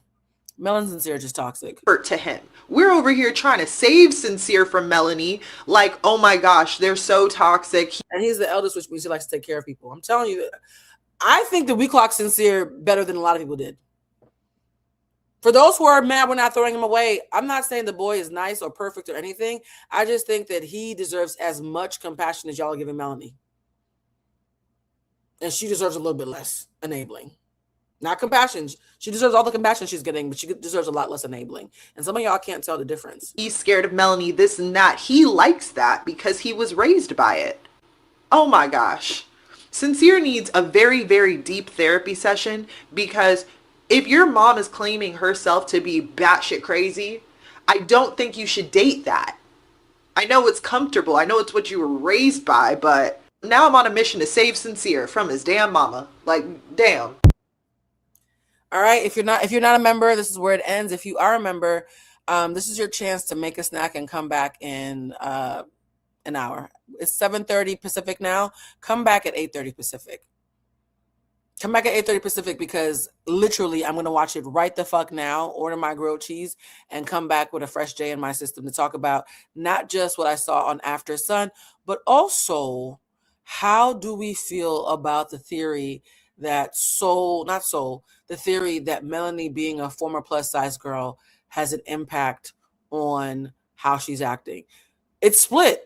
Even the big girls are split on this. Some of the big girls are saying, yes, it definitely has an impact. Some are saying, no, that's fatphobic, has no impact. Some are somewhere in between. Some of y'all can guess where I lie in that. Some of y'all can't guess because I surprise myself sometimes. So we'll see you guys in an hour. In fact, it might be a little bit earlier than an hour because I think it's only a 49-minute episode. I'm literally going to watch it and immediately come back the minute it's done. Okay, see y'all soon. And if you got to the very end, please put as your comment in the recaps, justice for Soul. It's not a crime to be fine. Okay? Justice for Soul. Because I think in all of this Melanie versus Sincere, I think that Soul bursting into tears because she was sick of being picked on was the first time they realized, oh, this is a person. Soul's a person. Yikes. Yes, therapy for everybody. Love y'all so much. And for the members, I'll see you guys in about 49 minutes for the after show. The after show after I watch the actual after show. And I might have some thoughts about Sierra being a host as well. Yeah, you know what? Our after show might be longer than I think. So if you're sleeping on a coast or in a time zone that's late, take a 30-minute nap because we're about to get in for the after show. All right, love y'all so much. Bye, family.